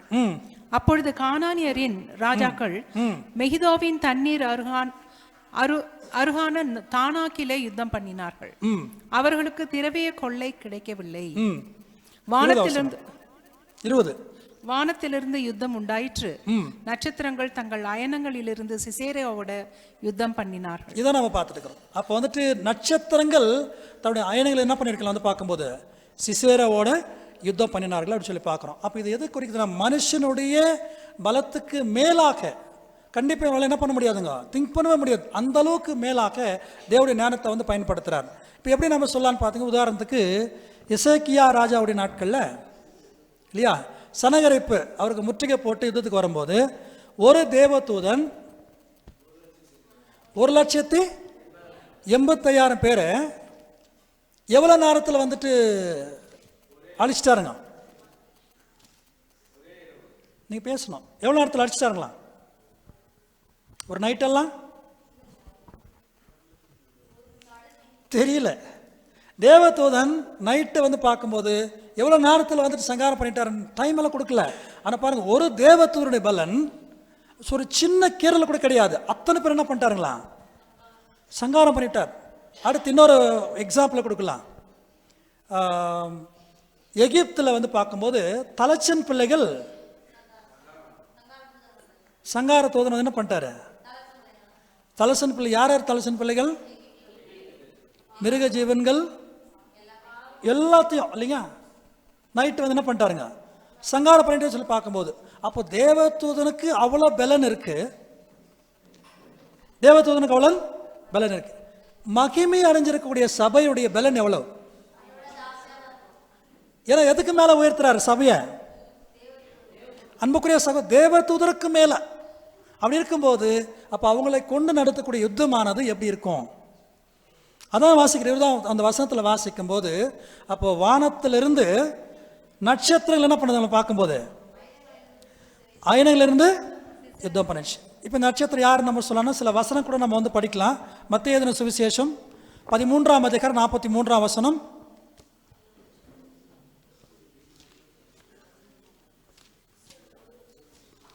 நான் வாசித்துட்டுங்களா? 43. அப்பொழுது நீதிமான்கள் தங்கள் பிதாவின் ராஜ்யத்தில் சூரியனை போல பிரகாசிப்பார்கள். யாருங்க, யார் பத்தி பேசிட்டு இருக்கு? தானியேல் 12ஆம் அதிகாரம் 10ஆம் வசனம். ஞானவான்கள் என்ன பண்ணுவாங்களா, உணர்ந்து கொள்வார்கள். அவங்க எப்படி இருப்பாங்க பார்க்கும்போது, அவங்க வெளிச்சம் கொடுக்கறவங்களா இருப்பாங்க. அதான் அந்த விஷயத்தை அந்த இடத்துல சொல்றாரு. சரி, இப்போ வெளிப்படுத்தல் 17ஆம் அதிகாரம் 14ஆம் வசனம். வெளிப்படுத்தல் 17:14. இவர்கள் ஆட்டுக்குட்டியானவருடனே யுத்தம் பண்ணுவார்கள். ஆட்டுக்குட்டியானவர் கர்த்தாதி கர்த்தரும் ராஜாதி ராஜாவுமாய் இருக்கிறபடியால் அவர்களை ஜெயிப்பார்.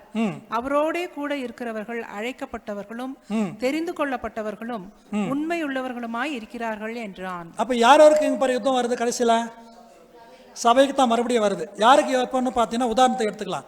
இப்போ மாம்சத்தில் இருக்கிற சபை கூட பார்க்கும்போது கடைசி நேரங்களில் இப்போ என்ன ஆகும்னு சொல்லி பார்த்தீங்கன்னா, அந்த ஏரோதியால் அவங்க மகள் டான்ஸ் ஆடக்கூடிய விஷயம், இப்போ அந்த யோவான் எப்படி சிரசேதம் பண்ணப்பட்டாரோ அதே போல் ஏதோ கொஞ்சம் பேருக்கு அப்பேற்பட்ட ஒரு ட்ரையல் இருக்கலாம் அப்படின்ற ஒரு விஷயத்தை வந்து நம்ம பார்த்துட்டு இருக்கிறோம் இல்லையா? லாஸ்ட்டில் சபை முடிவில் இருக்கக்கூடிய போது அவங்களுக்கு விரோதமாக வரக்கூடிய விஷயத்தை நம்ம பார்த்துக்கிறோம். ஆனால் அதே விஷயத்தை பாருங்க, மகிமை அடைஞ்சிருக்கக்கூடிய சபை இந்த பூமியை வழி நடத்தும் போது கூட பாருங்க எப்படி இருப்பாங்களாம், அவளை விரோதமாக செயல்படுவார்கள். இதுக்கு சங்கீதம் 2ஆம் அதிகாரத்தை நீங்கள் வாசித்துக் கொள்ளலாம். அப்போ அங்கே வந்துட்டு அவருடைய அபிஷேகம் பண்ணவருக்கு என்ன பண்ணுவாங்களா, அவங்க விரோதமாக செயல்படுவாங்க. யாருமே கண்டிப்பாக என்ன பண்ண முடியாதுன்னா அவருக்கு விரோதமாக செயல்பட முடியாதுன்னு சொல்லி பார்க்குறோம். நெக்ஸ்ட் ஸ்லைட் நம்பர் 87 பதர். எசேக்கியேல் 38ஆம் அதிகாரம் 21ஆம் வசனம். எசேக்கியேல் 38:21.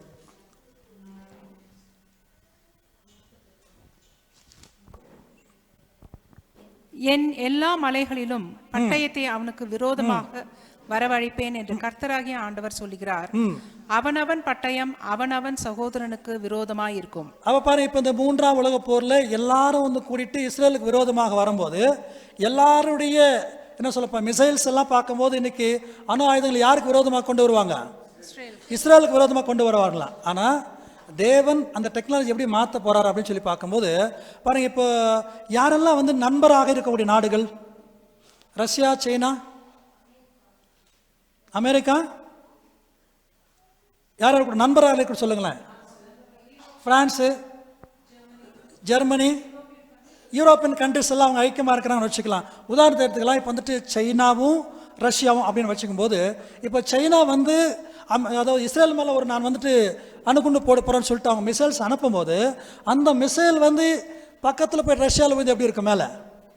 இப்போ ரஷ்யாக்காரன் பார்ப்பான். ரஷ்யா பார்த்துட்டு உடனே பார்த்து யார் இது? ஓ, பக்கத்தில் வந்து நண்பனாக இருந்துட்டு எங்கள் மேலே என்ன பண்ணுறக்கு வந்துட்டு இப்போ உடனே ரஷ்யா என்ன பண்ணோம்? அதான் சொல்கிறார், அவனுடைய பாரு கைநாகம் வந்துட்டு அவங்களுக்கு விரோதமாக மாறும் அப்படின்னு சொல்றார். இன்னொரு வசனம் சகரியா 14ஆம் அதிகாரம் 13ஆவது வசனம். 14:13.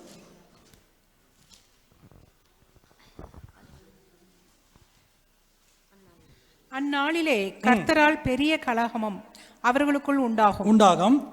அவனவன் தன் தன் அயலானின் கையை பிடிப்பான். பார்த்தீங்கன்னா அவனவன் தன் தன் அயலானுடைய, அப்போ அதை நட்பு நாடுகள் இல்லையா, ஃப்ரெண்ட்ஷிப், ஒருத்தர வந்து பிடிப்பாங்க. அவனவனுடைய கை அவனவன் அயலானுடைய கைக்கு விரோதமாக எழும்பும். அப்போ யார் இது மாத்துறதெல்லாம் வந்து பார்க்கும்போது கர்த்தர் தான் மாத்துறார். அப்போ கடைசியில் பார்க்கும்போது நிச்சயமாக தேவன் நடத்தக்கூடிய வெற்றியில் என்னன்னா மிகப்பெரிய ஒரு குழப்பம் உண்டாகும்.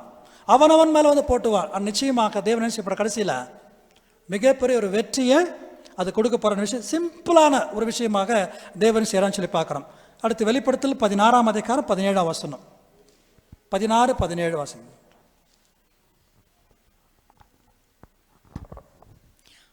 மாலுமிகள் யாவரும் கப்பல்களில் யாத்திரை பண்ணுகிறவர்கள் யாவரும், சிஸ்டர் அதுவா 16ஆம் அதிகாரம் 17ஆம் வசனம். Sorry sir, 16. 7ஆம் தூதன் தன் கலசத்தில் உள்ளதை ஆகாயத்தில் ஊற்றினான். அப்பொழுது பரலோகத்தின் ஆலயத்தில் உள்ள சிங்காசனத்தில் இருந்து ஆயிற்று என்று சொல்லிய பெருஞ்சத்தம் பிறந்தது. இப்போ இதை குறித்து தான் ஒரு சின்ன ஒரு விளக்கத்தை நம்ம பார்த்துட்டு இந்த பாடம் நம்ம முடிவு கொண்டு வரலாம். அப்போ 7ஆம் தூதன் தன் கலசத்தில் உள்ளதை எங்கே ஊற்றினான் பார்க்கும்போது ஆகாயத்தில் ஊற்றினான் அப்படின்னு நம்ம பார்க்குறோம் இல்லையா. அப்போ 7 கோப கலசங்கள் இல்லையா, 10 வாதைகள், எகிப்தில் இருந்த வாதைகள், கடைசியான 7 வாதைகள் அப்படின்னு நம்ம எடுத்துக்கொள்ளும் போது கூட பாருங்க, 9வது வாதை என்னங்க, எகிப்தில் இருந்த 9வது வாதை நீங்கள் 10வது அதிகாரத்தில் வாசித்தா இருக்கும். நீங்கள் யாத்திராகம் 10ஆம் அதிகாரத்தில் இருக்கு. 9வது வாதை என்னங்க? சரி, உங்களுக்கு ஹோம்ஒர்க்கை கொடுத்துட்டோமா? 10வது அதிகாரத்தில் வேற இருக்கேன்னு சொல்லிட்டேன். கார் இருள். 9வது என்னங்களா? கார் இருள். அதாவது சொல்ல ஒருவனும் கிரியை செய்யக்கூடியதான. அதுக்கு அடுத்ததான் என்ன நடக்கும் பார்க்கும்போது தலைச்சின் பிள்ளைகள் சொல்ல. கார் இருள் வந்து என்ன பண்ண முடியாதுங்க. ஆனால் இஸ்ரவேல் ஜனங்களுக்கு என்ன இருந்துச்சுங்களா? அப்போ இந்த பூமியெல்லாம் இன்னைக்கு இருள் சூழ்ந்திருக்கிற ஒரு சூழ்நிலை அப்படின்னு பார்க்கும்போது இருள் என்ன பண்ண முடியாதுங்க. இந்த உலகம் இன்னைக்கு என்ன செய்கிறாங்கன்னு சொல்லிட்டு அவங்களுக்கே தெரியல. ஆனால் தேவனுடைய பிள்ளைகள் ஆகிய நமக்கு அதான் சொல்ல, நாம் என்ன செய்ய நமக்கு தெரியுமா? அதே சொல்ல. இப்போ 7ஆம் தூதன் தன் கலசத்தில் உள்ளதை ஆகாயத்தில் ஊற்றினான் அப்படின்னு பார்க்கும்போது ஒரு சில நேரம் இந்த சம்பவத்தை மட்டும் நம்ம பார்த்துட்டு நம்ம இந்த பாடத்தை நிறைவு கொண்டு வரலாம். இந்த வாதைகள் அப்படின்னு சொல்லும்போது அநேக சகோதரருடைய கருத்துக்கள் ஒவ்வொருத்தரும் ஒரு மாதிரி வந்து சொல்லிட்டு இருக்கிறாங்க 7 வாதைகளை பற்றி சொல்லும்போது. அப்போ வாதைன்னு சொன்னாலே இது எப்படி நம்ம சொல்லலாம்? நீங்கள் எப்படி புரிஞ்சு எனக்கு தெரியல வாதைகள் பார்க்கும்போது இல்லையா. ஆனால் நான் வந்துட்டு நம்ம ஃப்ராங்க் ஷாலு சகோதரர் ஃப்ராங்க் ஷாலு அவர்கள் கொடுத்துருக்கிற கமெண்ட்ஸ்லேருந்து ஒரு சில பாயிண்ட் சொல்கிறேன். அவர் என்ன சொல்றாருன்னா, ஒவ்வொரு வாதை அப்படின்னு சொல்லும் போதே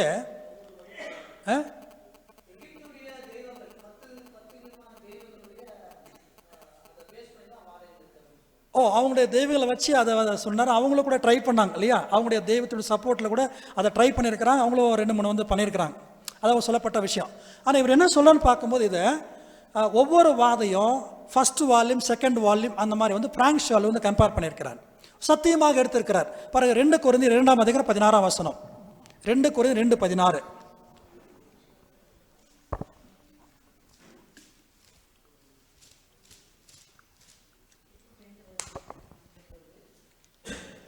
கெட்டு போகிறவர்களுக்குள்ளே மரணத்திற்கு ஏதுவான மரண வாசனையாகவும் ரட்சிக்கப்படுகிறவர்களுக்குள்ளே ஜீவனுக்கு ஏதுவான ஜீவ வாசனையாகவும். இதே சத்தியம் நாம கேட்கிற சத்தியம் நிறைய பேர் வந்து கேட்குறாங்க.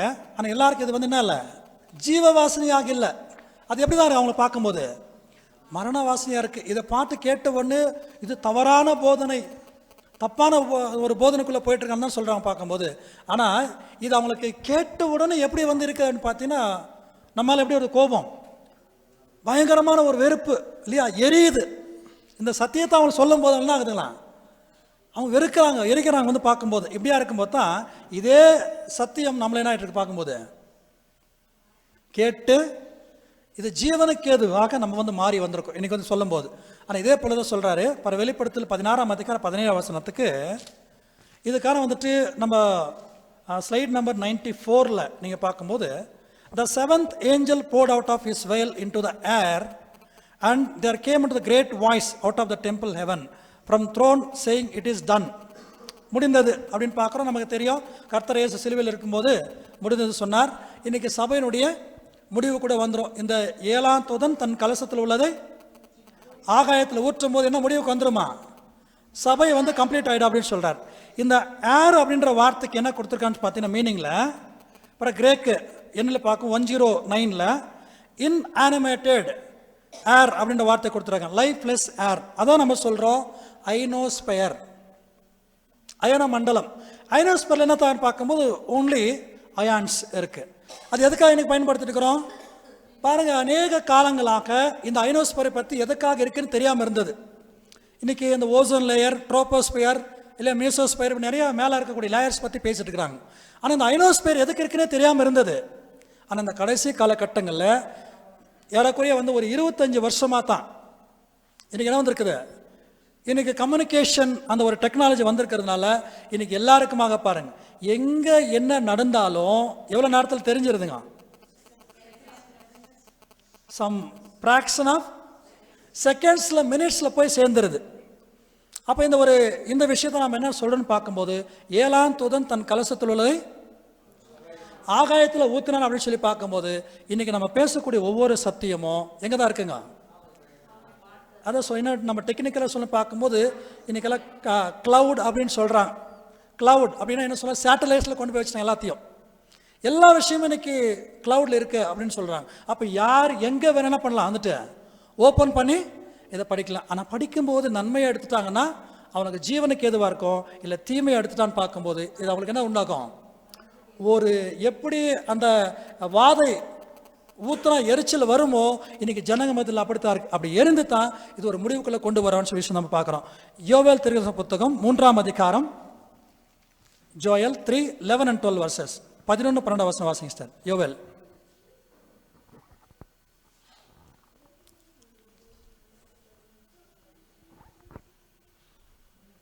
எடுத்து வாசிங்க சார். யோவேல் 3ஆம் அதிகாரம் 11-12 வசனம். சகல ஜாதிகளே, நீங்கள் சுற்றிலும் இருந்து ஏகமாய் வந்து கூடுங்கள். கர்த்தாவே, நீரும் அங்கே உம்முடைய பராக்கிரமசாலிகளை இறங்க பண்ணுவீராக. அப்ப ஏன் வந்து கூடி இருக்கிறாங்க? இந்த வசனம் படிச்சிட்டீங்க இல்லையா? சகல ஜனங்களே நீங்கள் எல்லாரும் வந்து சுற்றிலும் ஏகமா வந்து கூடுங்கள். கர்த்தாவே, நீரும் வந்து அங்கே கூடும் அப்படின்னு சொல்ல 12 வசனம் சொல்றாரு. ஜாதிகள் எழும்பி யோசபாத்தின் பள்ளத்தாக்கில் வருவார்களாக. அப்போ எதுக்காக வர சொல்றாரு? அது சொல்லு. இப்போ எல்லாருமே கூடி வந்துட்டாங்களா? இன்னைக்கு எப்படி கூடி இருக்கிறான்னு சொல்லி பார்க்கும்போது ஸ்லைட் நம்பர் 100. ஏன் கூடி இருக்க, எப்படி கூடி இருக்காங்க? இது யார் சொன்ன கூட வச்சது பாருங்க. ஜனங்கள் எல்லாரும் இன்னைக்கு என்ன பண்ணுங்க, நீங்கள் ஏகமாய் கூடி வரங்கள் அப்படின்னு சொல்லி பார்க்கும்போது யுனைடெட் ஆர்கனைசேஷன் வந்து பாருங்க, United Nations of organisation UN என்ன பண்ணிட்டாங்களாம், தாங்களாகவே இப்போ கூடி வந்திருக்கிறாங்க. இப்போ கூடி வந்த பிறகு தேவன் என்ன சொல்லலான்னு பார்க்கும்போது எசேக்கியேல் 38ஆம் அதிகாரத்தை தேவன் வந்து நிறைவேற்றுறார். எடுத்து வந்து சில வசனத்தை வாசிக்கலாங்களா? நீங்கள் 5ஆம் வசனத்தில் வாசிங்க சிஸ்டர். எசேக்கியேல் 38:5 இதில் இருக்காதுங்க பிரதர். 38:5 வாசிங்க சிஸ்டர்.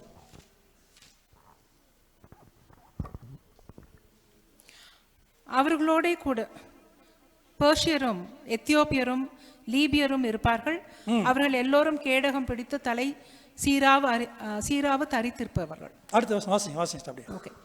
கோமேரும் அவனுடைய எல்லா இராணுவங்களும் வட திசையில் உள்ள தோகர்மா வம்சத்தாரும் அவர்களுடைய எல்லா இராணுவங்களும் ஆகிய திரளான ஜனங்கள் உன்னுடனே கூட இருப்பார்கள். நீ ஆயத்தப்படு, உன்னுடனே கூட உன் எல்லா கூட்டத்தையும் ஆயத்தப்படுத்து, நீ அவர்களுக்கு காவலனாயிரு. அப்ப சொல்ல யார வந்து சொல்லிட்டு இப்போ கோமேரும் நேத்து படிச்சிருப்பேன்னு நினைக்கிறேன். கோக், நீ ஆயத்தப்படு, உன்னோட கூடி இருக்காங்களே கூட்டம் எல்லாரையும் கூட்டிக்கொள்ள அப்படின்னு சொல்றேன். யார் கூடி இருக்கிறாங்க?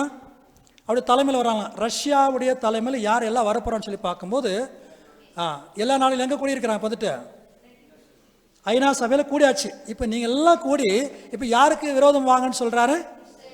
அது கீழே வசனத்தை அப்படியே வாசித்தும் போது எல்லாரும் கூடி அதான் சொல்கிறார். அப்போ தாழ்பாடு இல்லாமல் இருக்கக்கூடிய அவங்க சமாதானத்தோடு கூடி இருக்கக்கூடிய தேசத்துக்கு என்ன பண்ணுங்க, பல நாள் பாழா கடந்து அவங்க கூடி வந்திருக்க தேசத்துல என்ன பண்ணீங்க நீங்க கூடி வாங்க அப்படின்னு சொல்ல பார்த்தீங்கன்னா, இப்படி கூடி வரும்போது தான் என்ன நடக்குது அப்படின்னு பார்க்கும்போது சகரியா 14ஆம் அதிகாரம் முடிச்சிடாதுங்க. சகரியா 14ஆம் அதிகாரம்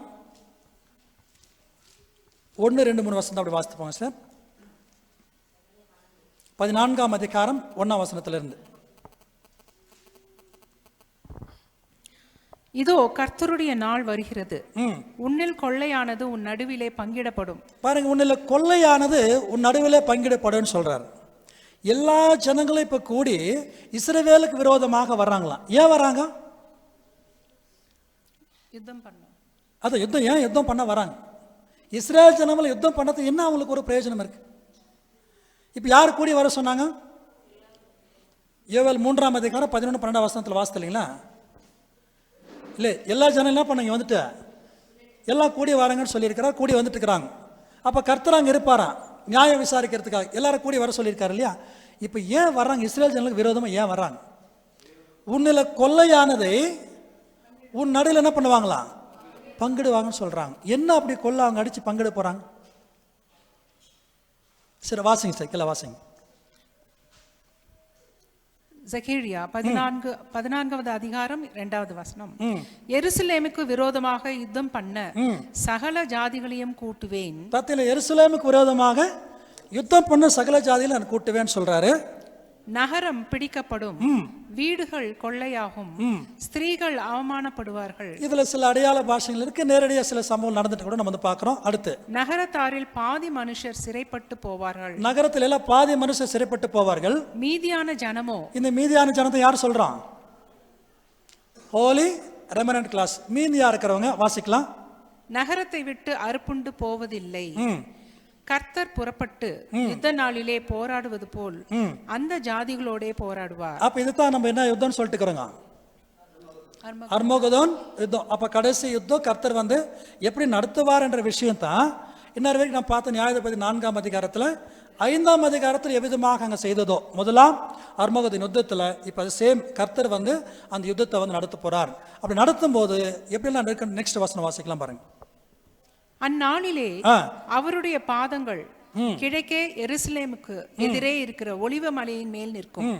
அப்பொழுது மகா பெரிய பள்ளத்தாக்கு உண்டாகும்படி ஒலிவ மலை தன் நடு மையத்திலே கிழக்கு மேற்காய் எதிராக பிளந்து போகும். அப்போ இந்த இடத்துல பாருங்க, இந்த அர்மகதோன் யுத்தம் முடிஞ்ச பிறகு அந்த ஒலிவா மலை எப்படி பிரிஞ்சு போகும்னு சொல்றாருங்க. சரி, ஒலிவா மலை எதுக்கு அடையாளம் சொல்லலாம்? ஒலிவா இலை, பீஸ் இல்லைங்களா? அது நோவா நாட்களில் அந்த பறவை போயிட்டு என்ன கொண்டு வருதுங்களா? அப்போ சமாதானம். அப்போ தேவ ராட்சியம் வந்து பார்க்கும்போது 2 ராட்சியமாக பெரியன்னு சொல்லி பார்க்குறோம். இந்த அர்மகதோன் யுத்தத்துக்கு அப்புறமா ஒன்று வடப்புறம், இன்னொன்று தென்புறம். அப்போ கண்ணுக்கு தெரியாம ராட்சியம் கிறிஸ்து மனவாட்டியாகிய சபை இந்த பூமியில முற்பிதாக்களை கொண்டு ஸ்தாபிக்கக்கூடிய ராட்சியம். இப்படி ஸ்தாபிக்கப்படும் போது தான் நம்ம கேள்வி என்னன்னு பார்க்கும்போது 1ஆம் வசனத்துல எல்லாரும் நீங்க கூடி வாங்க அப்படின்னு சொல்லிட்டாரு இல்லையா? வந்த பிறகு அவங்க என்ன பண்ணுவான்னு சொல்லி பார்க்கும்போது உன்னிலே கொள்ளையானதை உன் நடுவில் பங்கிடப்படும் சொல்றாங்க. என்ன கொள்ளை அடிக்க போறாங்க அவங்க?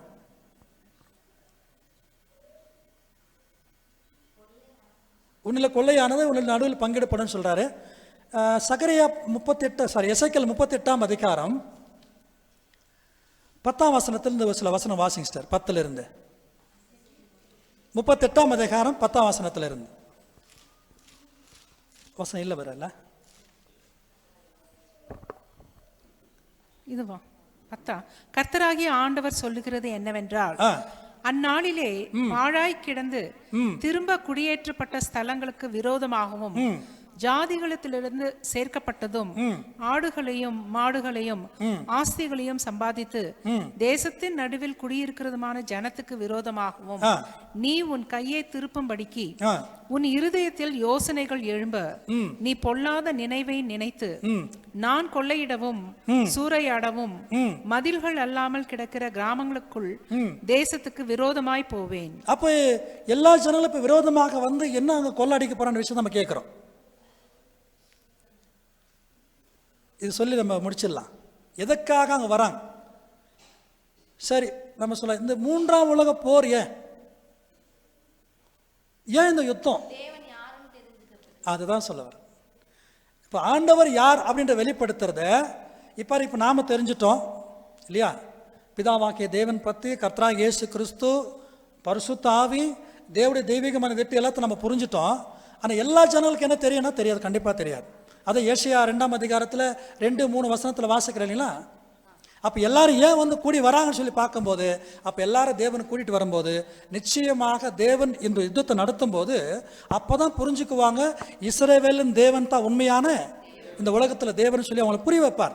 அப்படி புரிய வைக்கும்போது தான் எல்லா ஜனங்களும், அப்போ நம்ம ஏசியா 2-3 வசனத்தை சொல்லும் போது அப்போ நம்ம எல்லாரும் எங்கே போவோம்? வாசித்துருங்க அந்த வசனத்தை. 2ஆம் அதிகாரம் 2-3 வசனம். கடைசி நாட்களில் கர்த்தருடைய ஆலயமாகிய பர்வதம் பர்வதங்களின் கொடுமுடியில் ஸ்தாபிக்கப்பட்டு மலைகளுக்கு மேலாய் உயர்த்தப்படும். எல்லா ஜாதிகளும் அதற்கு ஓடி வருவார்கள். திரளான ஜனங்கள் புறப்பட்டு வந்து, நாம் கர்த்தரின் பர்வதத்துக்கும் யாக்கோபின் தேவனுடைய ஆலயத்துக்கும் போவோம் வாருங்கள். இதுதான் அவன் பங்கு போடு பாருங்க. எல்லாரும் வந்து பார்க்கும்போது எல்லாரும் வந்துட்டு தேவன் குறித்து தான் உண்மை, கர்த்தராகிய இயேசு கிறிஸ்து உண்மை, அப்போ தேவன் வச்சிருக்கிற தெய்வீகமான திட்டம் இதெல்லாம் அவங்க மிஸ் பண்ணிட்டாங்க, ஆசீர்வாதத்தெல்லாம். ஆனால் தேவ ராஜ்யத்தில் எல்லாரும் தெளிவாக என்ன பண்ண போகிறான்னு புரிந்து கொள்ள போகிறாங்க. அப்போ நமக்கு தெரியும், இந்த அர்மகதோன் யுத்தம் பார்க்கும்போது இன்றைக்கி உலகத்தில் பார்க்கும்போது ஐயோ மகாபரி ஒரு யுத்தம் இப்படியெல்லாம் வரப்போகுது, உலக ஜனங்க இப்படியெல்லாம் அழிஞ்சு போயிட்டு போகிறாங்க, வெந்து போகிறாங்க, இல்லை செத்து போகிறாங்க, நிறைய இன்றைக்கி பேசிகிட்டு இருக்கும்போது, ஆனால் அதுக்கு பிறகு என்ன இருக்குன்ற விஷயத்தை தேவன் என்ன பண்ணியிருக்கிறாங்களா? அவரை பற்றி புரிந்து கொள்வதற்காக, அவர் திட்டங்களை அறிந்து கொள்வதற்காக, அவர் ஏற்படுத்தியிருக்கிற ஆசீர்வாதத்தை பெற்றுக்கொள்வதற்காக. அப்போ நீங்கள் நாம் என்ன செய்யக்கூடாதுன்னு பார்க்கும்போது, நடந்துட்டு இருக்கிற சம்பவத்தெல்லாம் வச்சு நீங்கள் என்ன பண்ணாதீங்க, நாம் எல்லாம் வந்துட்டு சோர்ந்து போகக்கூடாது. இன்னைக்கு யோவான் பற்றி சொன்னாலே நான் வந்துட்டு என்ன கேட்டார் பார்த்தீங்கன்னா, வருகிறவர் நீர்த்தானே, இல்லைன்னா நான் காத்திருக்கோமா. இப்போ அதை சொல்ல, இந்த ஒரு பாடங்களை நம்ம கேட்கும்போது இன்னும் நம்ம விசுவாசத்தை என்ன ஆகணுமா, நம்ம பலன் பட்டு இன்னும் எவ்வளோ காலம் இருக்குது, சபை நிறைவுக்கு எவ்வளோ காலம் இருக்குது, நெருங்கிட்டு இருக்கிறோம், நம்மளுடைய ஓட்டத்தை எப்படி நாம் நிறைவு செய்யணும் என்பதற்காக நம்ம இன்னும் உற்சாகத்தோடு கூட நம்ம ஆயத்தமாகணும் என்பதற்காக தான் தேவன் இப்படியாக அநேக பாடங்களை தேவன் நம்ம கொடுத்து வருகிறார். அப்போ கேட்ட இந்த சத்தியத்தின்படியாக தேவன் நம் யாவரையும் ஆசீர்வதித்து வழிநடத்துவாராக. ஆமென்.